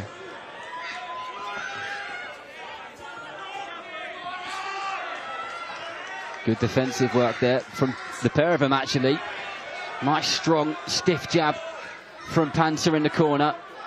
And no, not necessarily negative, but just being very cautious in this round. On the back foot here, and he's starting to put a few shots together and making him miss a bit more. And he is, and that was a brutal right hook to the body, and he must have felt that one, the man from South Africa. But he does just keep on going, so you've got to tip your hat to him.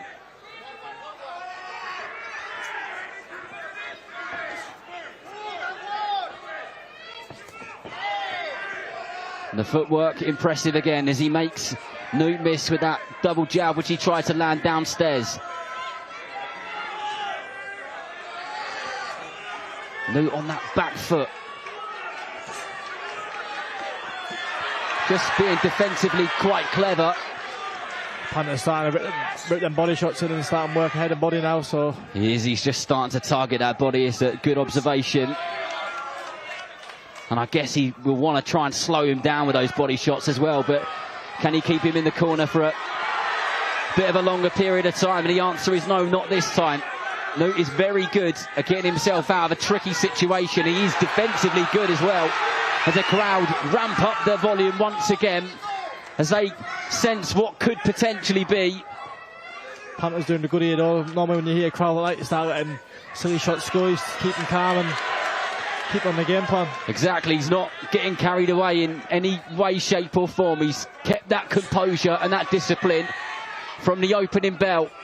It's been a mature performance every single second of the fight. Yeah, he looks like he's been here before and he looks experienced.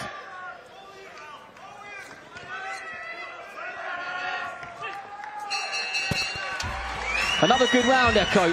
What do you predict in the fourth? Is he going to come out and do exactly the same thing again, or do you think he'll just kind of let his hands go? I think he'll probably start to let his hands go a bit better, seeing as we pointed out, the success to the body in this last round.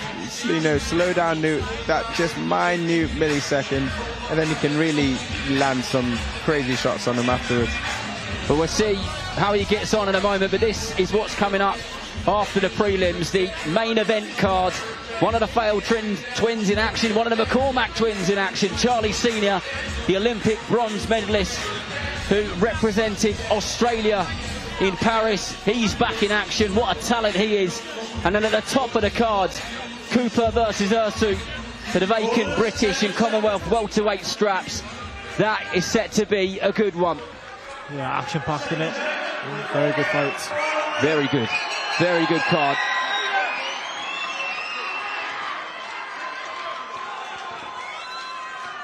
Well, here we go. The fourth and final round. Ellis Panther hasn't put a foot wrong in the 3 previous rounds, and I doubt he'll put a foot wrong in this round. But full respect to the man from South Africa, who has been defensively very good. He's made Panther do plenty of thinking. He's been caught with a few shots, and he's been down on his gum shield and kept on going, so fair play to him. And that was a good right hand there from Panther, and he knew he caught him with that one. As he really starts to let his hands go here. Starting going through the gears there, he's probably looking for that stoppage. And if he can get it done in the 4th and final round, that really will be the cherry on top. That's what the crowd's come to watching it. They are loving every single minute of this. And I bet this has been everything and better in terms of what he's dreamed of, as he just pushes forward and just measures his man up with that jab and follows up with the right hand.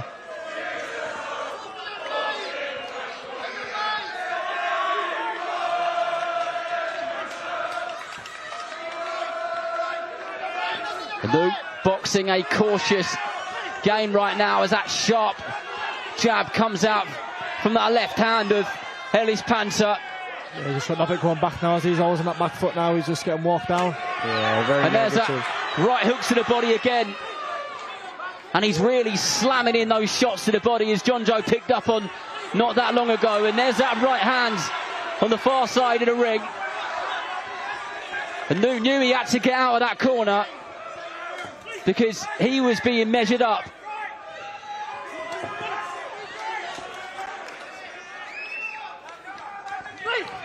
Seems like Newt has run out of ideas. He's definitely been a bit negative at the moment, looking for ways out. He's just trying to see out the round, and he's just trying to survive, really. Yeah. You're right, he is definitely trying to see out the round, and it does look like he's kind of run out of ideas, as you put it, Echo. And he's just staying on that back foot now, and he'll grab hold of him at every opportunity which he can. He's got to waste time, hasn't he? He's got 35 seconds left, he's got to waste time. But well done to Panther, has not got carried away at any point, even though it sounded phenomenal in here at one point when they were singing his name. So that maturity has really shined through. And what a professional debut it's been, as Newt just throws his last probably couple of shots of the rounds. And Panther was supersonic at times in there. And what a professional debut for the young man from Kettering, who will undoubtedly move to 1-0. A good performance. Oh, yeah. Definitely, yeah. A mature, sharp performance. Sorry. That's what you want in a debut, innit? You want no better debut than that.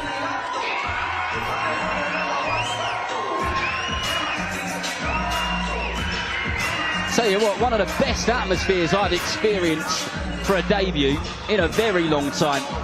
And I'm sure that played a part in the psychology of Panther. And of course he would have been up for it, but he would have been up for it even more with all of those people screaming his name and showing him the love and support which he deserves. He's a top lad as well, and people speak about him very highly, so the skills go with it, and hopefully we look forward to a long career. Over to Thomas Treiber with the decision.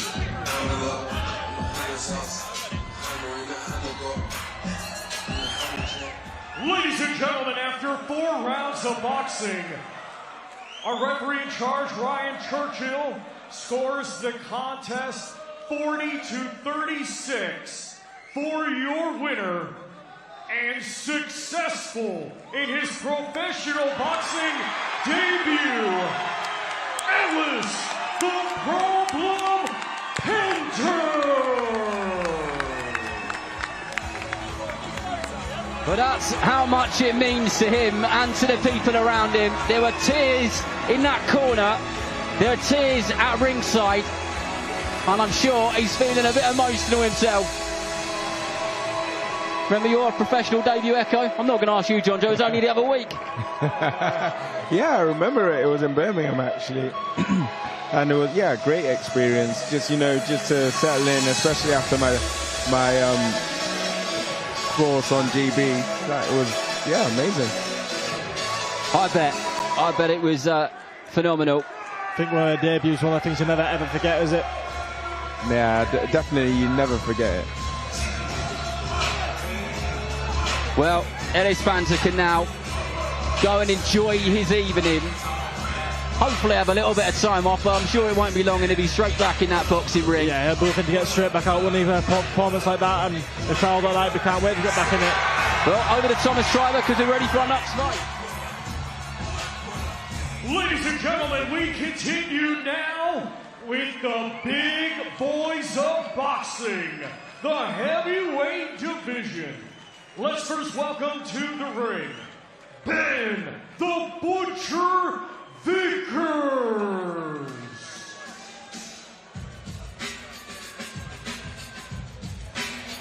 Well, as Thomas Schreiber said, the big boys of boxing, we're in the heavyweight division. And this man is Ben Vickers. He comes with a winning record and he's been around in the game a long time, especially on the K1 kickboxing side of things. And now let's welcome to the ring, the undefeated Lewis Williams.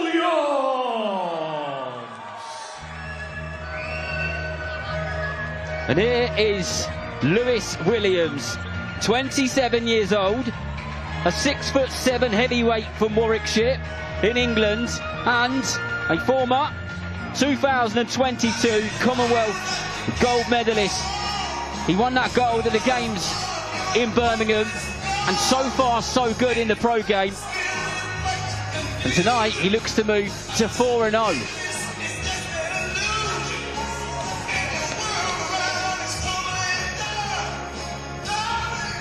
Ladies and gentlemen, this bout is scheduled for 6 rounds in the heavyweight division.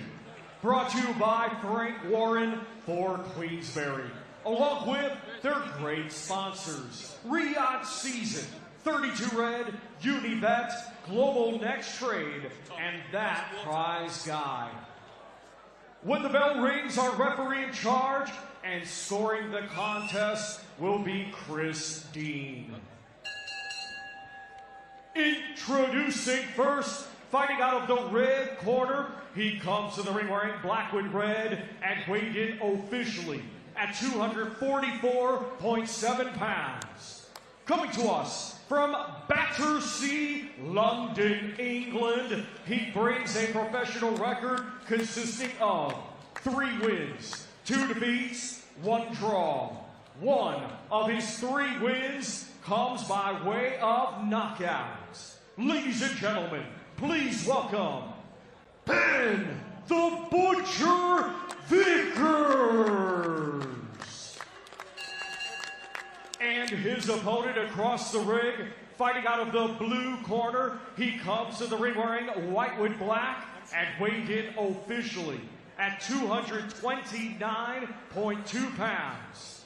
Hailing from Leamington Spa, England, he had an outstanding amateur career, becoming a Commonwealth Games gold medalist, and now is a professional, undefeated with 3 wins. 1 of his 3 wins comes by way of knockout. Ladies and gentlemen, here is Lewis Williams.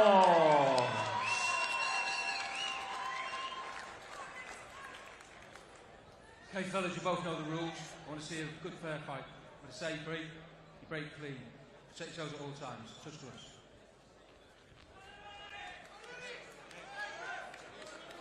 Well, here we go. I said earlier on, we have a conveyor belt of fights tonight. It is one after another. And now we're in the heavyweight division. And boxing out of the red corner in the black and red shorts is Ben Vickers, 3-2 as a professional boxer. Had quite a long and established career in K1 kickboxing, done very well in that. And boxing out of that blue corner in the white shorts is Commonwealth gold medalist from 2022 and now heavyweight pro Lewis Williams. His pro debut went extremely well. Live on the main card and won by knockout. It's nice to see Lewis go straight into establishing his jabs, throwing away that flicky left hook. but still landing those good stern jabs as well, just to keep his opponent at range and at bay. Yeah, he started sharp here, only for a heavyweight.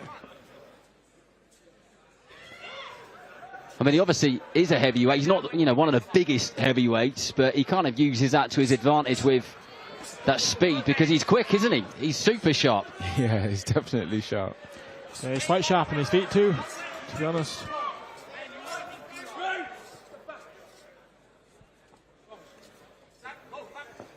The last couple of fights he's won on points, but had some really robust fighters in front of him. Tough people to get out of there, but he's boxed beautifully. Done everything right.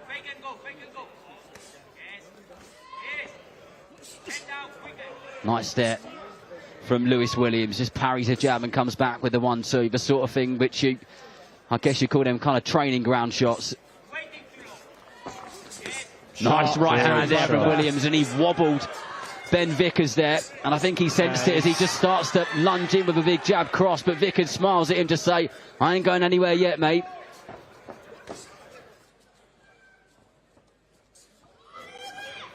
And Williams back to being the disciplined performer, which he prides himself on. Keeping his man busy, thinking at all times, just popping out those pitter-patter 1-2s. And then he'll sneak one of those big right hands through like he did a moment ago.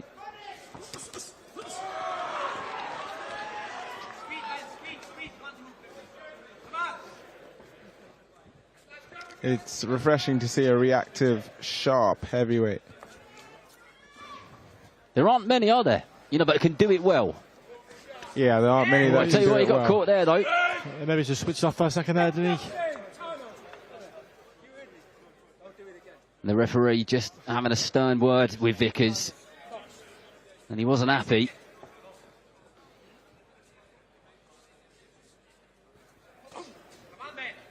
Good strong jab there. Established that jab early, did Lewis Williams.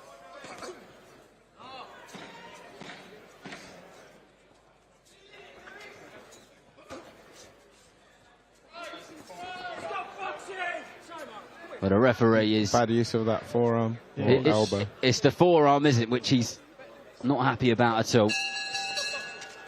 And fair enough, you've got to set the rules early, haven't you? But I do sense that Williams could potentially get his man out of there, because he hurt him earlier on in that round, didn't he? Oh, he definitely did, yeah. I think he really could. It's really about setting up his shots and actually finishing them off well. So far, so good, John Joe. Yeah, happy with what you've seen? Yeah, he's using that jab well, and as you say, he had him on wobbly legs there for a couple of seconds. Maybe get that with you. Yeah, and I think if he can do that again, then he might be able to jump on him, but Ben Vickers is a tough cookie. Those K1 kickboxing fights which he had, you know, knees to the head and those big horrible round kicks to the head. And I've seen a few of the videos of his fights, and the way that he shook those off was, well, impressive, because most people just would be on the backside. Just a whole different ball game.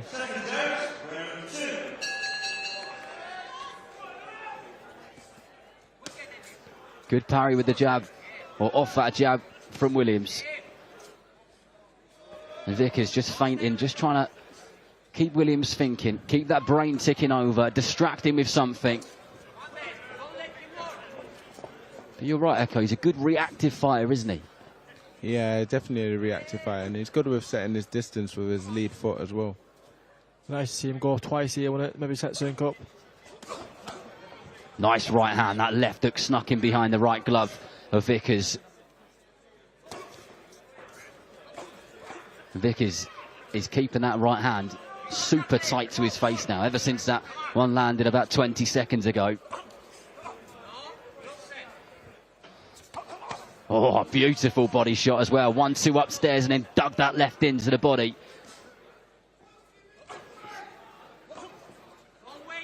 And someone in the crowd just shouted, punch him in the face.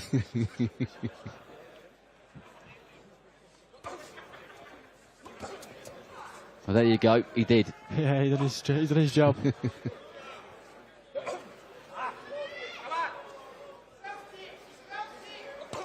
As you mentioned earlier, it would be nice to see Williams go for that second phase. Yeah, maybe switch the pace up too, maybe slow, a few slow shots, then start picking the pace up a little more. He's got the rounds available, hasn't he? This one's scheduled for 6, obviously in the heavyweight division. I know the first couple of rounds are normally working your man out, just seeing what works, feeling the power, etc. So maybe we'll start seeing those second phase attacks start appearing a bit more as the rounds go by, and maybe that's where the success will come. Yeah, he's definitely having success already. He seems to be just picking his shots, pot shotting him every once in a while. Yeah, but nice to see him to walk onto something, wouldn't it? Yeah. Set something up.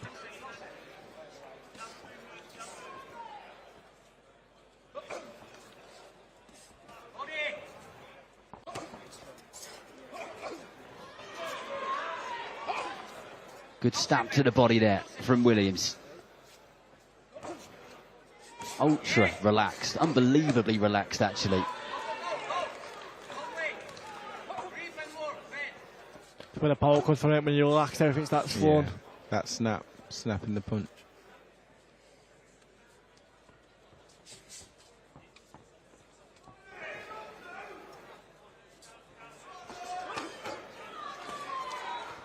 Vickers just snuck a right uppercut through while he was close in there, which stopped Williams throwing a left hook.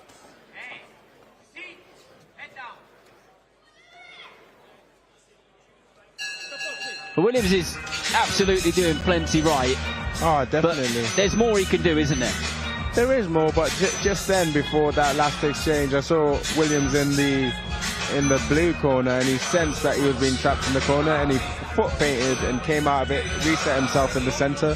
It was brilliant boxing to watch. Good boxing IQ on him. Gonjo, do you think there's anything which Vickers is doing which is causing Williams any problems which you've seen so far? Yeah, as you see, he just keeps walking forward, and that, like, it's not the fastest walk, he just keeps coming slowly but surely, you know what I mean? Like, he's not rushing, he's not taking a step back, he's just being very patient about it. Yeah, he is. He's being super patient. As I said before, he's had that experience and he's been here before, so he knows his way around the ring. Well, Vickers up nice and early before the 10-second was announced. He's up and ready and keen to go.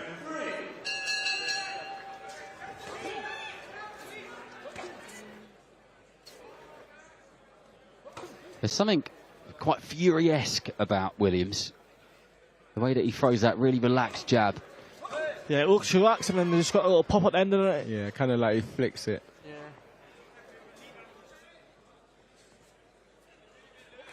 Which I think probably makes him quite difficult to read, but that was a nice strong right hand which got through the centre of the guard of Vickers.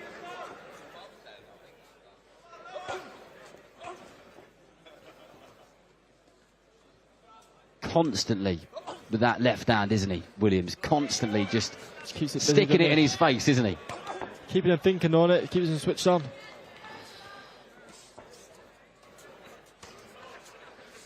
Vickers starting to go on the front foot now, nice to see.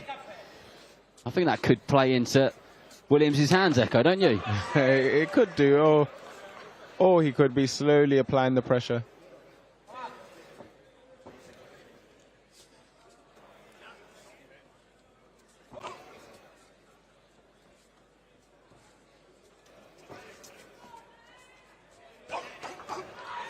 Good straight shots there from Williams.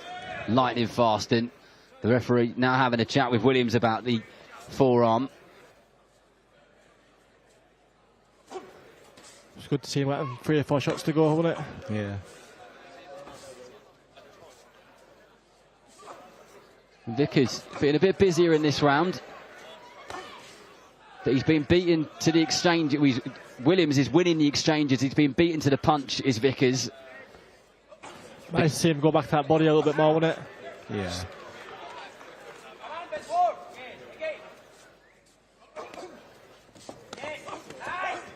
Good work from the pair of them. Both landed some solid shots there. They kind of got Williams going a little bit more now, which is something we picked up on earlier. Straight 1-2's nice, hit straight down the pipe.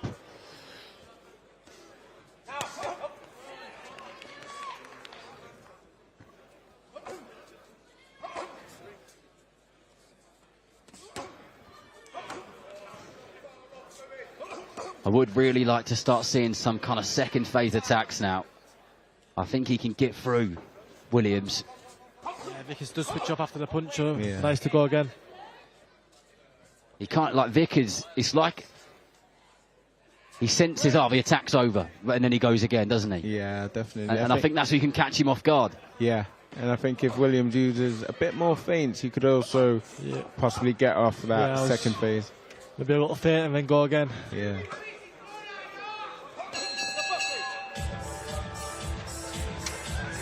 What would you say to him if you were in the corner then? What would I say to who? Sorry, to Lewis Williams. Oh, I'd tell him to obviously go for that second phase. Maybe put a foot feint in, push away, lean away, or just a literal hand feint. What about you, John Joe? Yeah, maybe start picking the body shots a little bit more, and as you say, second phase, try and pick it up a little bit. Feint and go again. I mean, Williams, for me, has won every single round.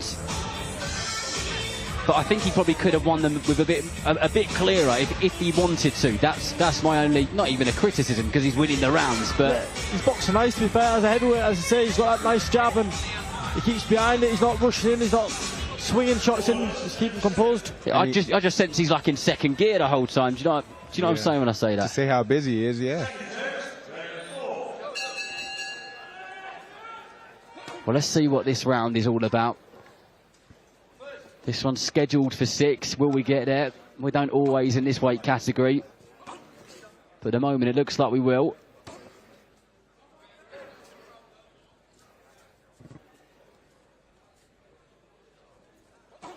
He's always switched on. He's always got a little flick out and feints. And must be a nightmare to read Williams with that jab. And even when he's just kind of not even landing it, just sticking it in front of his face, downstairs, upstairs. He's always twitching. Them little twitches always makes a difference. Makes your second think, doesn't it? Yeah.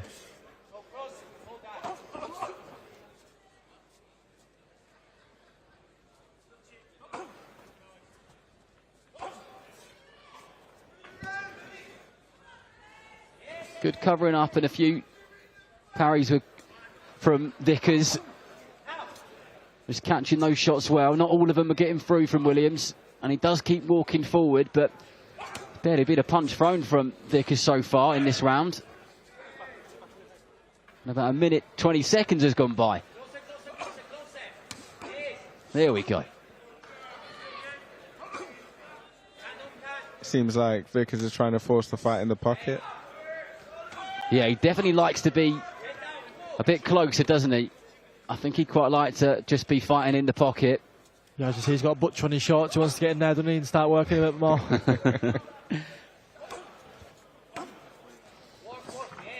Nice jab there from Vickers. Williams nice and light on his toes. Yeah, it's good to see that, isn't it? Especially as a heavyweight. Twinkle toes, as you would say.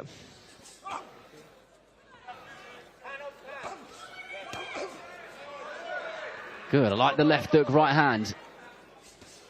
Vickers still there, doesn't he? Still wanting more. Tell you what, I think it'd take a lot to get Vickers out of there.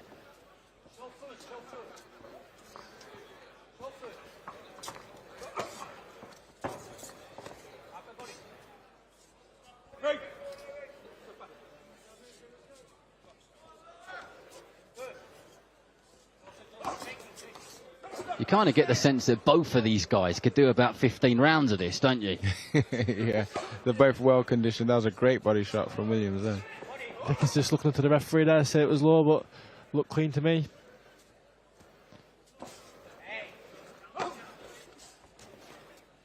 The referee might have a chat with Vickers about that forearm again. A couple of times that's gone in again. That cheeky forearm there. Nice uppercut there from Williams to end this round. Good left hook.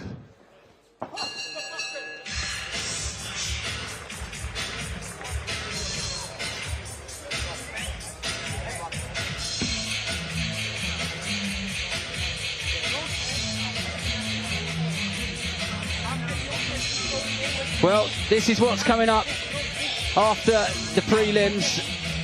Some good 50-50 fights there. I'm looking forward to seeing that main event a lot. I think that's a cracker. And Johnny Clark was saying Ursu, he's made some big claims this week. He's saying Ursu is going to walk through Owen Cooper. It's going to be a demolition job. I think it'll be a bit closer than that. Yeah, I think it'll be a bit closer than that. I think a lot of people might think Cooper's unassuming, but he's a relentless boxer in his own right. Especially look what he did to Chris Congo. Do you know what? Relentless is the perfect way to sum him up, actually. He is, isn't he? He is non-stop.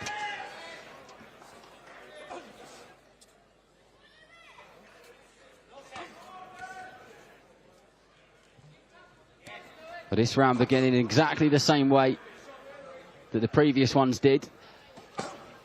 Nice big thudding right hand to the body there from Williams, but Vickers soaks it up and just carries on.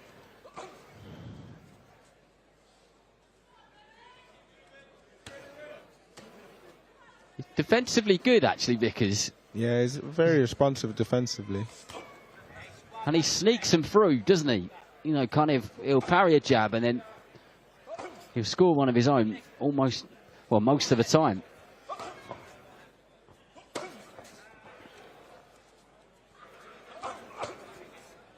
And these are punishing shots from Williams, and Vickers just... You hear him, can't you? They're fudding in yeah, there. they're fudding over and over and over again, and Vickers just keeps coming. He seems unfazed, but he's not really got the punch-out foot with it to match. Yeah, but I see Vickers come back with 1 or 2 shots, won't it? I think this could be a much more competitive fight if Vickers had the speed to match Williams, but he's not there, is he?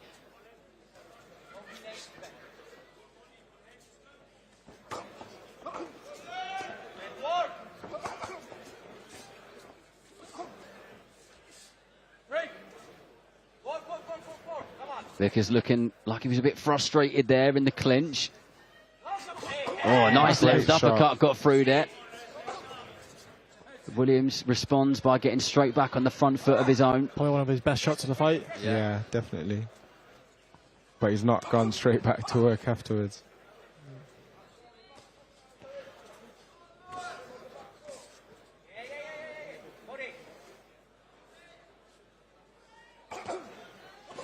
Tell you what, the home fighters, if you like, if that's what we want to call them, have had some good tests tonight. Been some good operators in that red corner. It's good to see, innit? It's good to see, especially for the crowd who pay the hard. Oh, there's nothing worse when you've got a negative, opponent who's just trying to escape the whole time. Yeah, sometimes you get opponents who just run around the ring and do circles around you. And it's painful for you guys, the fighters, as well, isn't it? I mean, obviously you want to get the job done, but you don't want someone who's running away. And sometimes it's hard to look good against a negative fighter. Yeah, exactly. It's very hard to look good against a negative fighter.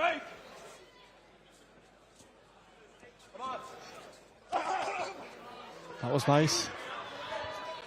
Much better. About 6-7 shots went through them. Would love to see a bit more of that. Looks like he's enjoying himself though. He's still got a little bounce on his feet. Yeah. Great shot. But the boxing continues, doesn't it? Because in a couple of weeks we're in Dublin. Yeah. Kakachi versus Jazza Dickens. That's a good fight, isn't it? That is a great fight, actually. That is, because they're both very game opponents. Kakachi, he's got a good dig on him, but Jazza, he can be exceptional on his neck. And when are you out, John Joe? When's your next fight? 28th of March. I'm on the 28th of March on that most of the time with Franklin. Magnificent Seven, of course you are. I saw you pop up on the Instagram feed, actually. Looking forward to that. Yeah, I can't wait for it. It's 4 weeks today, so really can't wait for it. That's a great card as well. So much boxing incoming over the next couple of months. Fights announced in Paris, in Dublin, in Manchester, everywhere. It's good to see it, especially in Queensby shows, always good shows, and you always get the fights you want to see. But a 6th and final round. Props to both of these guys. Vickers, as tough as they come, got through with a fair few of his own shots each and every round. Kept Williams on his toes. There was a moment in the opening round where Williams looked like he hurt Vickers, and he did hurt him, but he did well to recover and got straight back to it. But I see Williams going through the shots again, throwing 6-7 shots combinations. Yeah, especially in the final round. Really kind of let his hands go and not necessarily empty the tank, but when he raises the tempo, he seems to have a bit more success and looks like he gets on top of his man and hurts him a bit more. So let's see if he does that. Yeah, he's still got that snap in his shots, and especially the 6th round, as you said, it's been a high-paced fight, so.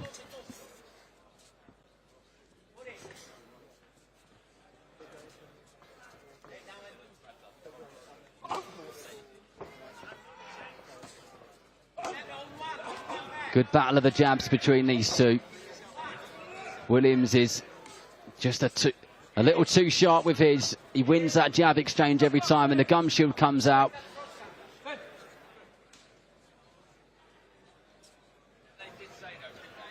It wasn't a punch. I think just come out of his mouth as he breathed out.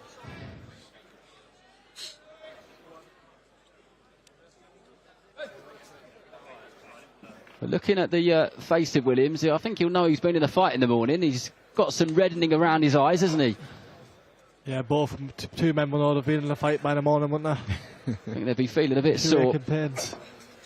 Good left hook. I've definitely got the easier job.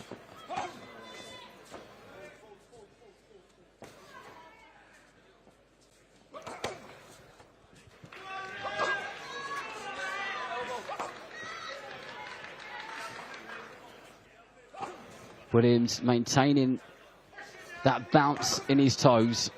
Not as much as he was in the first couple of rounds, but that's understandable. Under those bright lights, which are extraordinarily hot. He's had some energy zapped out of him, and he's done some good work, so he's not going to be as mobile, is he? I can feel the heat from down here, so God knows how hot it's in there. I got to say, Williams' jab is still exceptional in this round, round 6.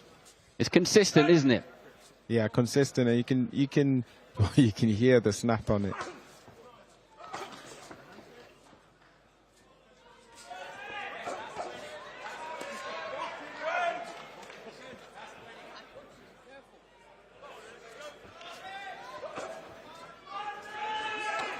I'd love to see the stats for how many jabs Williams has thrown. It must be in the hundreds in this 6-round fight.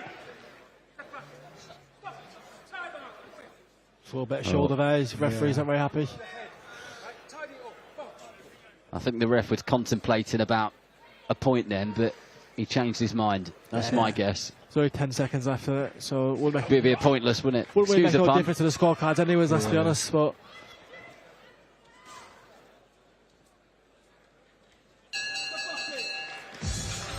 well, surely Lewis Williams gets that, but he didn't get it his own way. And like these guys said, he'll certainly know that he was being in a fight. And Vickers is the sort of guy who'd be great to put up against any kind of heavyweight prospect coming up, isn't he? Oh, definitely. The way he soaked up some of the punishment he got given, but he's actually got a good reactive defense as well.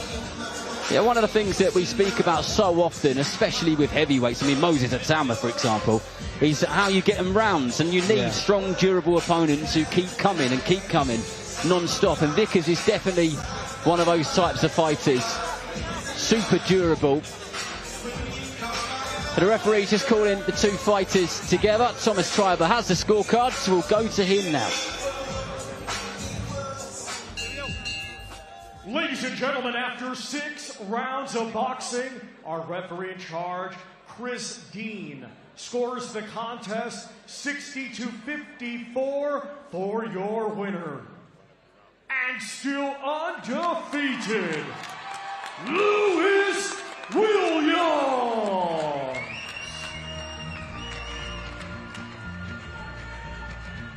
Well, Lewis Williams moves to 4-0. Nice and steady, pretty much on his own terms. He's barely dropped a round in his 4 professional fights so far. His debut was a very good stoppage win. And look, I mean, the matchmaking's good.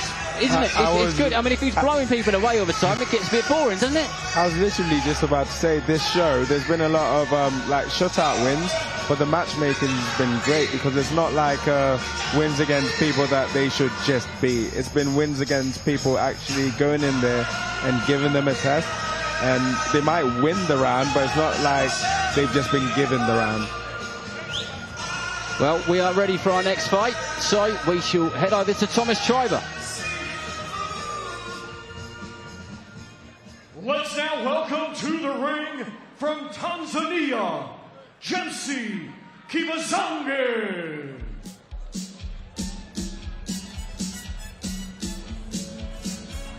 Well, James is not mucking around. I think he took about 5 seconds to get to the ring, and he's full of energy, so we look forward to seeing him.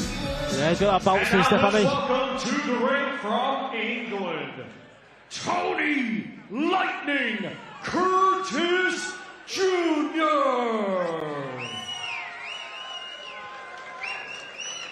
Well, when he was about 11 years old, Tony Curtis Jr.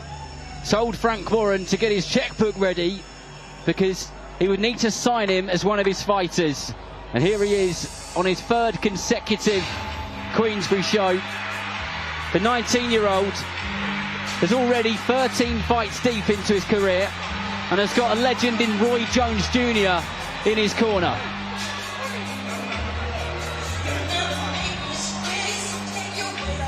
Ladies and gentlemen, this bout is scheduled for 8 rounds in the super flyweight division. Brought to you by Frank Warren for Queensbury, along with their great sponsors: Riyadh Season, 32 Red, Unibet, Global Next Trade, and That Prize Guy. When the bell rings, our referee in charge and scoring the contest will be Ryan Churchill. Introducing first, fighting out of the red corner, he comes to the ring wearing white with black and weighed in officially at 112.14 pounds. Coming to us from Dar es Salaam, Tanzania, he brings a professional record consisting of 21 wins, 14 defeats, 4 draws, 8 wins coming by way of knockout. Ladies and gentlemen, please welcome James Kibazange. And his opponent across the ring, fighting out of the blue corner, he comes to the ring wearing white with black and weighed in officially at 114.4 pounds.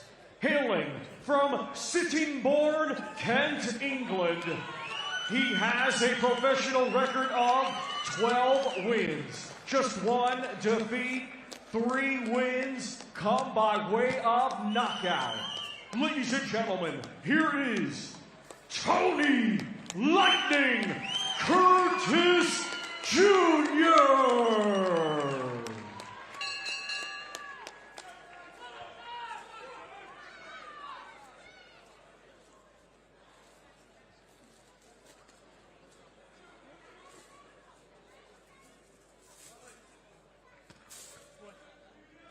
Okay guys, you both know the rules, so keep it clean. And when I say break, you stop boxing and take a step back immediately. Protect yourselves at all times. 8 rounds, touch gloves. Well, this is the last fight on the prelim show before we move over to the main card live on DAZN. Kibazange of Tanzania boxing out of that red corner with the white and black shorts against Tony Curtis Jr. and the white and very sparkly shorts. Yeah, he definitely looks the part, doesn't he? Especially them boots. I know, I was thinking them custom boots. Straight out and he's sharp, starting fast. Well, this one's scheduled for 8 3-minute rounds in the super flyweight division. These guys will be rapid. Curtis Jr., we've seen him a few times, very good at making people miss. He's got some skills there. Kibazange came out looking very relaxed, but he's had to shoot straight into it because Curtis is very sharp, as you said.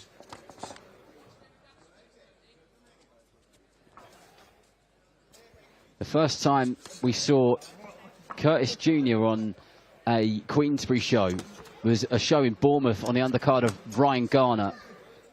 And I didn't realise he was trained by Roy Jones Jr. And I was walking along the gardens of Bournemouth by the sea, and I thought, Roy Jones Jr.'s just walked past me. Why is Roy Jones Jr. in Bournemouth? It must be a lookalike. And that was the reason why. So maybe even stranger for boxing fans in Derby, wondering why he might have walked past them in the town centre. A nice sharp start here from Curtis Jr. Kibazungi is going to have to be super fast to land anything. He seems to be quite an awkward opponent at the moment. Quite wild with those shots as well, isn't he? He's literally running at him with his arms straight, swinging away. A little bit of blood there. Yeah, a bit of blood on the nose of Curtis Jr. So we got might just caught with something. Left hook jumping in. Yeah.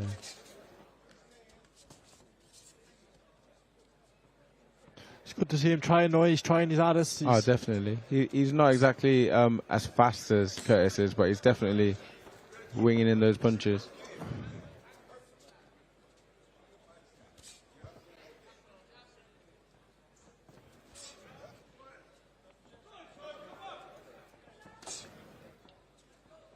Sharp jab there from Curtis Jr. Kibazungi really struggling to get in range and land anything there, but some good defensive reflexes there. A couple of jabs came from Curtis Jr. None of them got anywhere near him.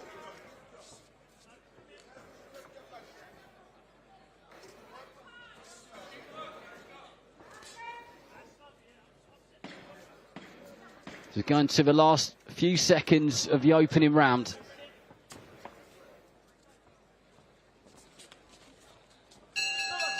And Kibazungi, he's a bit wild, isn't he? Yeah, he's very wild. He's good with his, he's twitchy with his defense, and he switched southpaw as well towards the end of the round.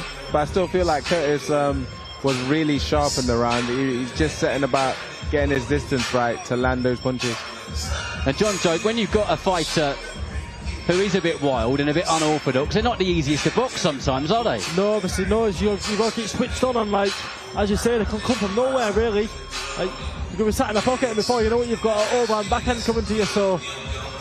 Yeah, the amount of times that I've heard fighters say that, you're used to kind of like that good structured stance, that 1-2 coming nice and straight from someone's chin, they're easier to read, and then all of a sudden you've got someone like Kibazungi, who's just like throwing cricket ball punches at times. And as you say, you've got to be careful. It's even harder to set shots up with people like that because they never keep still, you know what I mean? Always jumping in and jumping out. They don't do what a good boxer would do, necessarily.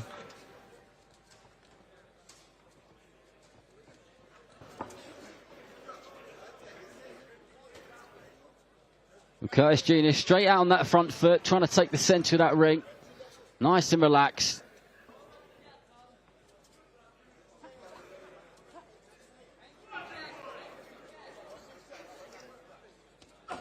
Kibazungi not necessarily engaging him much here, but he did a bit of commentator's curse. As soon as I said it, he landed a left hand.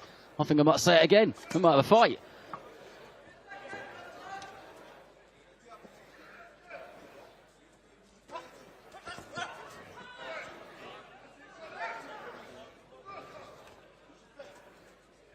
And Curtis Jr. being ultra patient here. He lands that right hand, and then Kibazungi just kind of shook his head as he chases him around the ring. He's definitely trying to swing them body shots in. Yeah. Kibazungi does a lot of things awkwardly, crosses his legs. The way he leans back, his balance seems off, but it seems to work for him. Got through with a left hook to the body there. It was a bit of a thud.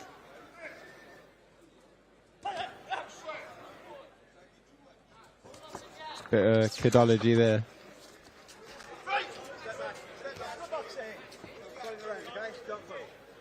And the styles are making this a bit unintentionally messy, actually.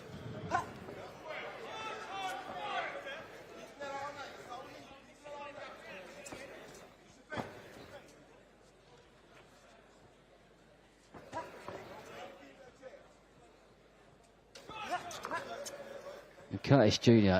made his professional debut in Mexico. I think he was around 15 years old or something crazy like that, which he actually lost. And that was the only loss that he has got on his record. And since then, he's racked up 12 wins. Lots of his fights have been in the Middle East.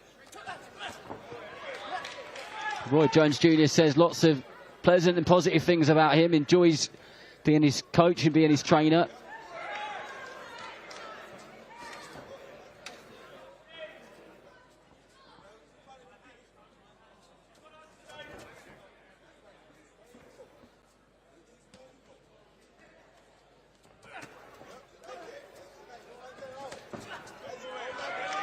Kibizangi just tried to get a left hook there, and he's really spurring Curtis Jr. to come at him, but he's not that type of fighter.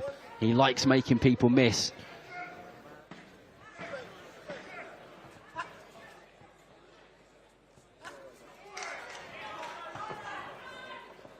Bit of an acknowledgement there at the end of that round from Kibizangi. Got caught with that jab. I mean, for me, my observation is Curtis Jr. is very good at making you miss. He is, and he's sharp. For me, I want to see him make his opponents pay more, because once you make a miss, you've got to make him pay, haven't you? Yeah, definitely. Otherwise, you're just making the miss, but you're not actually racking up the points as the match goes on. And you want to obviously have the scorecards on your side, so he needs to definitely make Kibizangi pay every time he misses, and actually pay when he overcommits with some of his shots. Do you think there's a reason he kind of doesn't do that as much? He might be just being a bit cautious. You know, when someone is throwing swings and roundabouts at you, you're not too sure where the next punch is coming from, especially with an awkward opponent like Kibizangi. So I think Curtis just needs to get that little bit of confidence. Just let his hands go at certain points.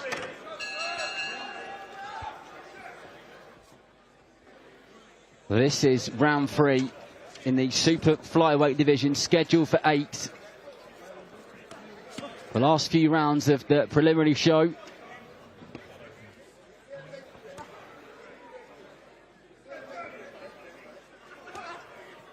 And the main card kicks off afterwards, topped off by Cooper Ursu for that British welterweight title, the Commonwealth belt on the line as well. And this place will be electric when that comes around. Oh, wasn't a knockdown. I think he kind of just lost his balance and their feet tied up on the way in.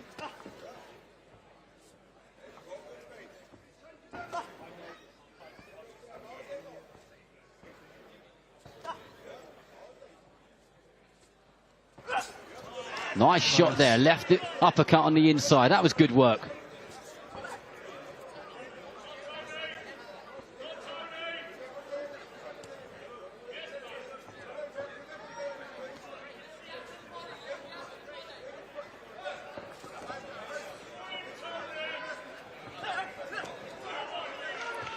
Nice to see him go twice. Yeah, it's always much better work when he does.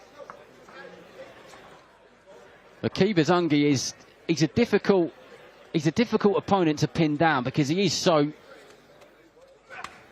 Yeah, he's very difficult to read too. He's just. Yeah, definitely. But I think he thrives when you give him time. So just as you said, if Curtis goes for that second phase, goes again, puts it on him, they'll definitely not give him time to be as awkward as he is.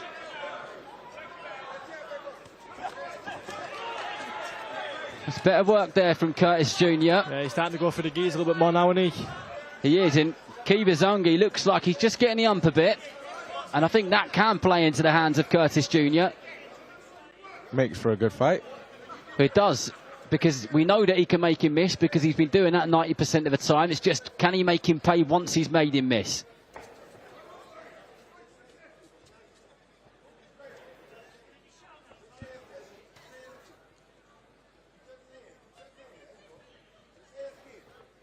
Kibizangi, a bit of body language there, shaking his head over and over again. And you guys know better than I do that normally when fighters do that, it's because they're acknowledging that a particular shot actually got through.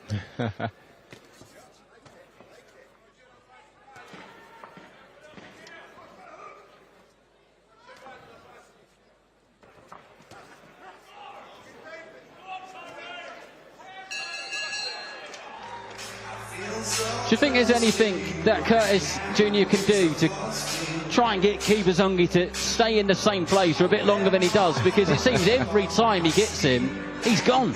Yeah. Is it a case of cutting the ring off a bit better? What is it?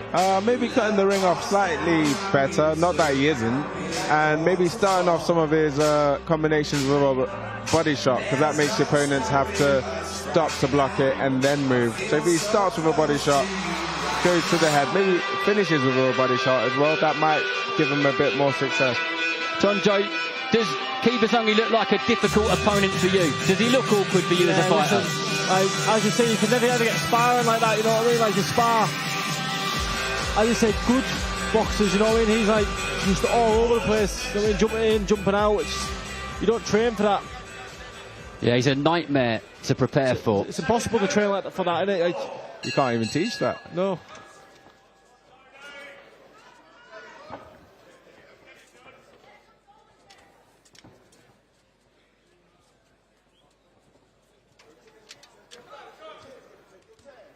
Curtis Jr. just trying to establish that jab in the opening part of this round. Nearly at the halfway stage. What Curtis Jr. is good at is changing that angle when he comes flying at him. He'll kind of just take a turn 45, 90 degrees. Shot. Good body shot, that. Just took that like a champ, didn't he? I tell you what, there we go. We've got a bit of entertainment there. Kibazongi sticking his tongue out, made him miss 4 or 5 times. And did he do some sort of strongman pose when that body shot hit as well? Yeah. He's a character. I think it still hurt though. Yeah, he definitely of course it did. Yeah.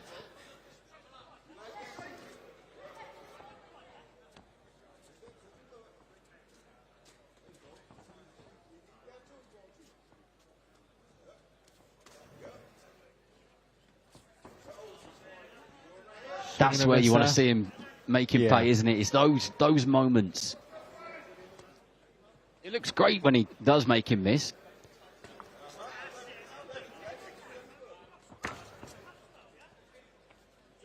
Nice little jab to the body there. Yeah.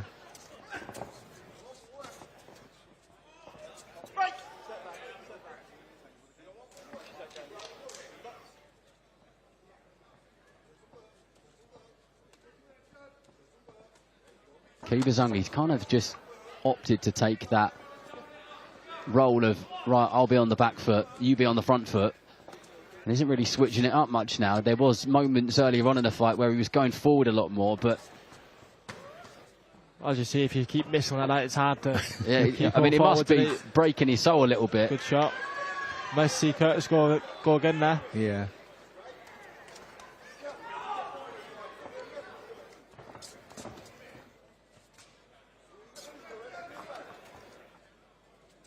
Must have heard me, because they've changed roles.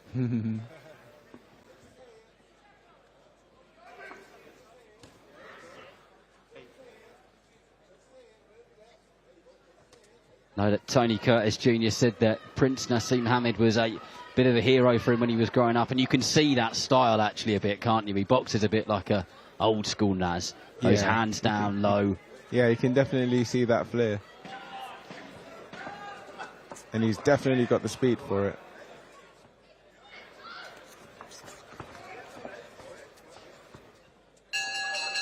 Echo, do you think that Kibazongi's got any chance of winning this from what you're seeing at the moment? Well, every fighter has that puncher's chance because he does wing them in from far, but sometimes they land. He's an awkward opponent, though. I think with the schooling of Curtis, he will win this, but he really needs to settle down on picking his punches and really making Kibazongi pay when he misses. And John Joe, do you think that Kibazongi's kind of run out of ideas, as we were maybe alluding to in the previous rounds? Yeah, as you see, he just seems to take that step back now and more calmer, and he's not throwing like jumping in with shots as he was at the start. But as you say, every boxer's got a puncher's chance. So, well, absolutely, we know that. We've seen it so many times over the years. Where you think, well, he takes that 1 second, and if you switch off for 1 second, that's it. And they can be devastating, those types of finishes. But let's see what this round has got in store. I'm sure it'll be plenty more of the same. I'd like to see Kibazangi on the front foot a bit more. It makes the fight more entertaining.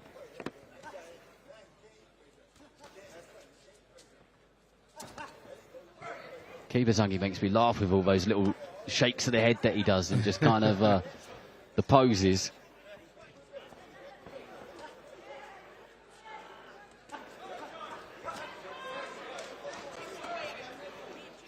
Thing is with those attacks is Curtis Jr. can see them coming a mile off, can't he? Yeah. As soon as he starts kind of, he telegraphs too much, doesn't he, with those lunging big bowler right hands.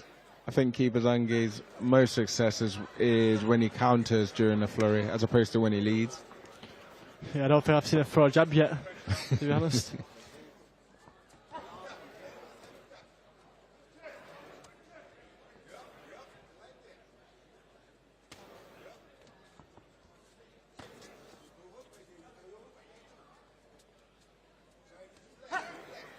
Nice jab to the body there from Curtis Jr. More of that. And there goes another wild couple of hooks from Kibazangi. He's really having a go. You know, he's not that he's not trying. He's just not having the success with his accuracy.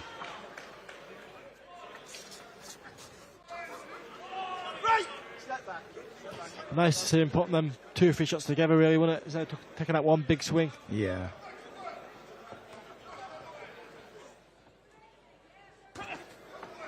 Good, nice strong 1-2 there from Curtis Jr. And he has his man in the corner. Can he keep him there? Can he do more of the same? Those pitter-patter touch shots. What follows?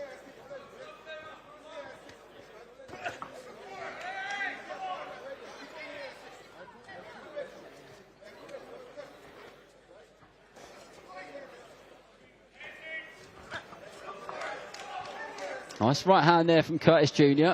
It's almost like he kind of properly found his range in this round. There's that jab again.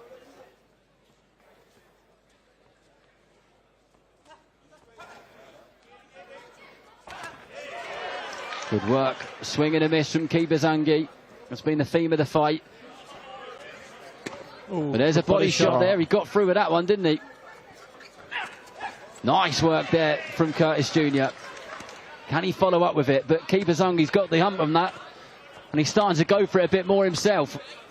Big body shot there. Good to see Curtis stand there and actually have a little trade with him for 10 or 15 seconds. But when it happens, Curtis Jr., he does seem quite happy to be there, like having a bit of a trade-off, doesn't he? But yeah, he does. He seems happy for it. I mean, he doesn't have to go searching for his opponent. That's it, it's punches that win fights. And he's starting to get that experience now, you know, with this fight being fight number 14 in his professional career, which sounds a bit mad for a 19-year-old. But that's exactly where we are. That debut fight, which he lost in Cancun, Mexico, hopefully feels like a lifetime ago. And he has stopped 3 people in his career so far, which isn't often that common, especially in the super flyweight division. So when he lands, he can get rid of them.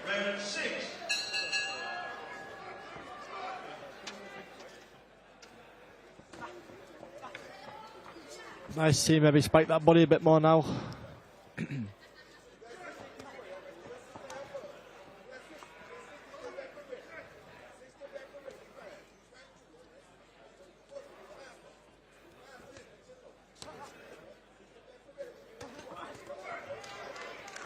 Roy Jones Jr. very vocal in that blue corner, constantly giving out coaching advice to Curtis Jr. Almost kind of talking him through and walking him through the fight.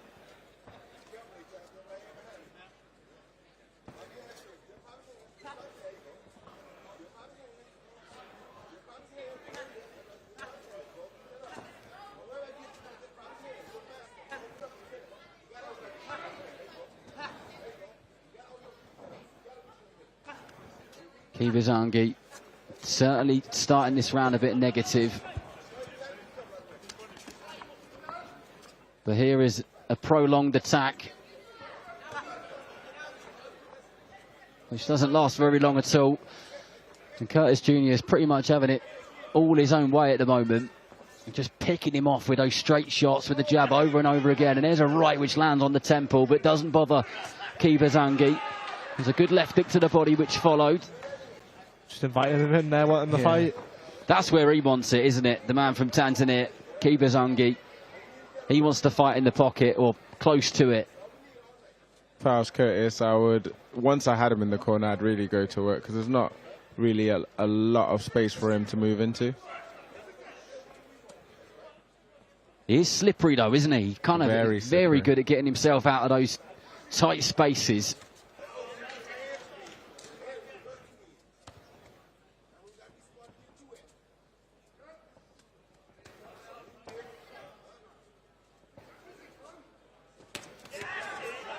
The right hand slammed into the back of Kibazangi, but it was a good shot, and if it had landed upstairs, it might have been a different ball game then. Curtis Jr. in full control. Just in cruise mode right now, and he's just cruising through it. Just going through the motions, really, more than anything.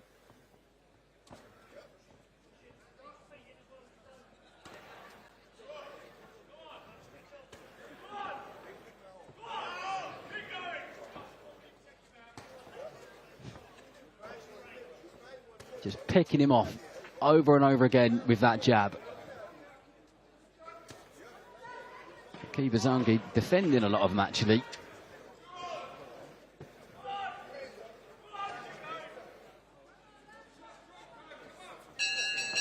But another round done and dusted. But not really too much of a sign of those second phase attacks, is there? It was a bit laboured to get off his stool just before the start of that round. Then his work output was a bit lower. Maybe he's feeling the pace. So hopefully we'll get that second phase from Curtis in the next round. When he does it, John Joe, it's much better boxing, isn't it? Yeah, of course it is, and especially picking that pace up now and then just keeps him switched on, doesn't it? Like, he's not getting no really much success from 1s and 2s, maybe pick up 3s and 4s and maybe start catching them.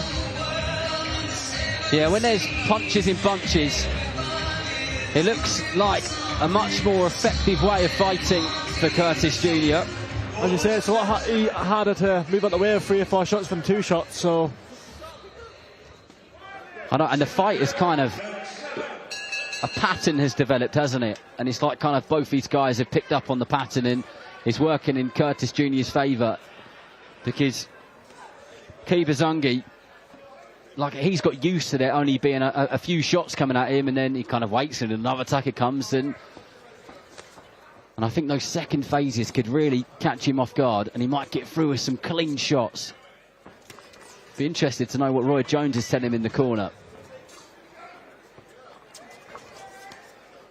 He's going for it now, he's starting to pick it up now, good to see. It's like Matrix that was, there was like a huge screw shot which came in. It must be so frustrating if you're a fighter and you're throwing so many punches and, 99% of them are missing. That was a good body shot, that was.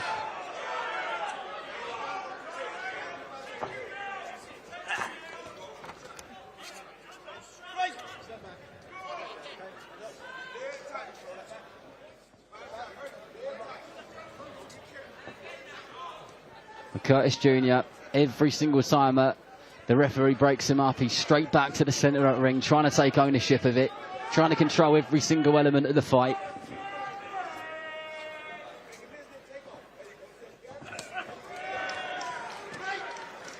Good left hook to the body. The Kibazangi got in there and got hold of him to make sure he couldn't do any further good work. But he needs to go again constantly there. saying, come on, come to me. Good counter that.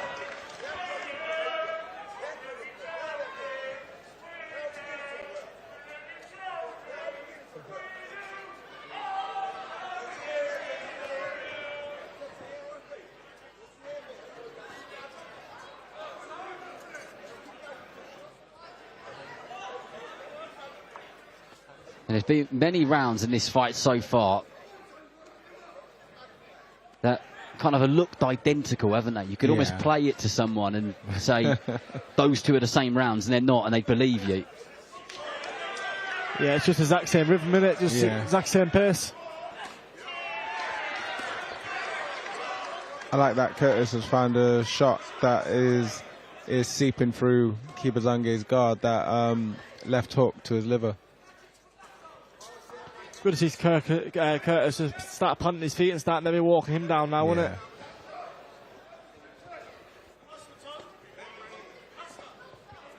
Especially when he does all the kidology. Yeah. Good body shot. Was a good solid thudding body shot from Kibazange.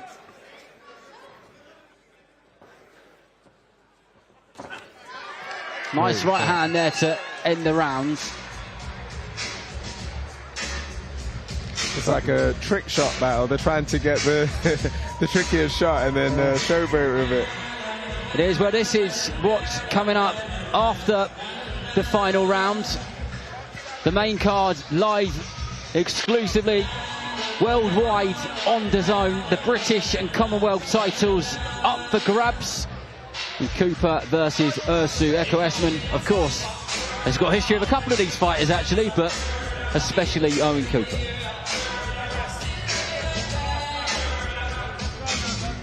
Well, we look forward to watching that in a bit.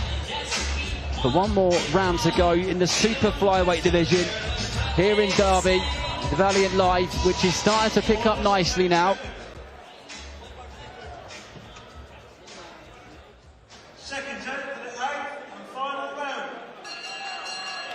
Nice to see him go through the gears now. Last round, maybe a strong finish.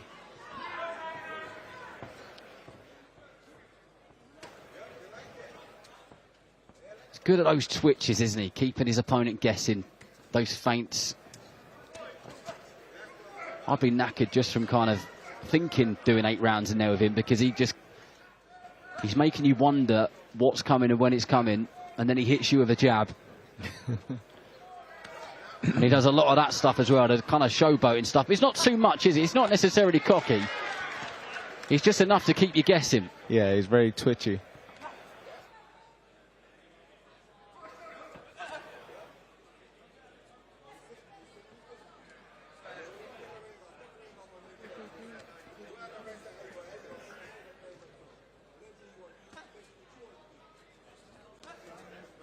Kibazange needs to come back with something. I know he's missing a lot.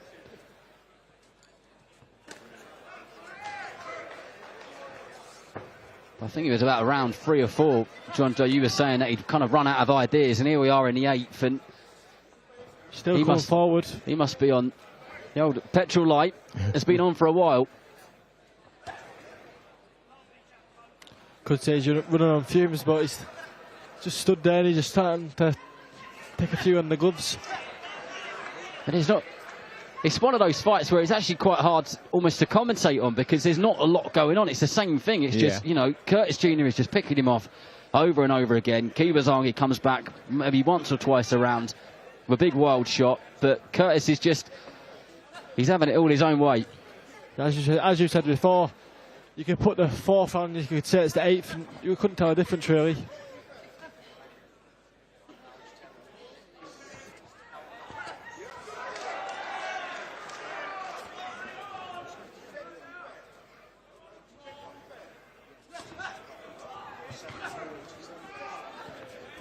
A fair play to Kibazange. With 45 seconds to go. He isn't running away. He's still stood there. I love the shaking of the head. It's great. Over and over again.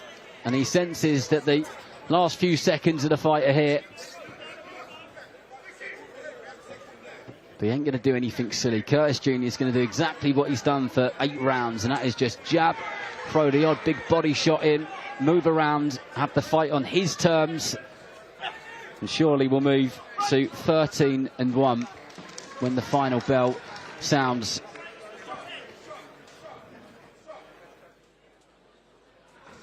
As you said, there's only one winner here, isn't there?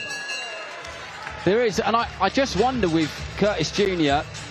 what kind of fighter, what kind of fight is going to bring him out of that style a bit and kind of bring out a bit more of aggression, I guess, and those second phase attacks and wanting to really hurt people? Probably someone who matches him with the foot speed and, well, foot speed and hand speed ideally, but with the foot speed at least, and stays with him to force him to punch. But you can't really fault him. He's fought who's been put in front of him, a very awkward opponent. He throws from dangerous, awkward angles as well, and he's done what he needed to do. Yes, we would have wanted him to go for that second or third phase, but he's still cruised to a victory. Well, Thomas Triber has the scorecard, so we'll go to him.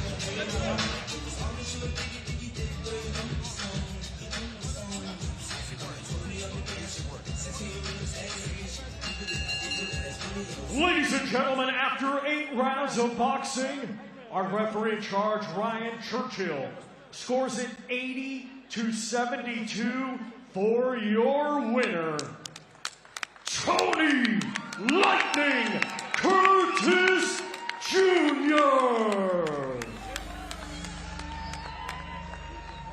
Well, you can only beat who's in front of you, and Tony Curtis Jr. has done exactly that tonight, and that is our last fight on the prelims. A big thanks to John Joe Carrigan, to Echo Esterman, and for your company. But join DAZN for the rest of the main card, and enjoy your evening.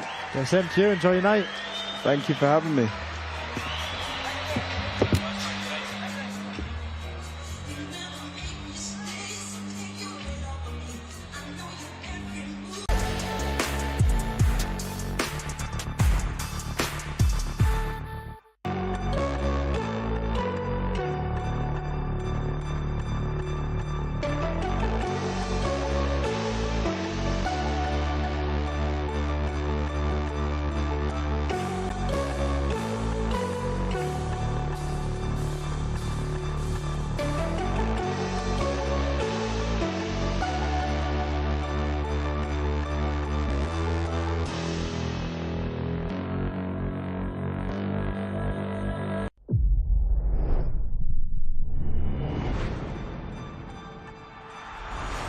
Don't miss the biggest nights in MMA.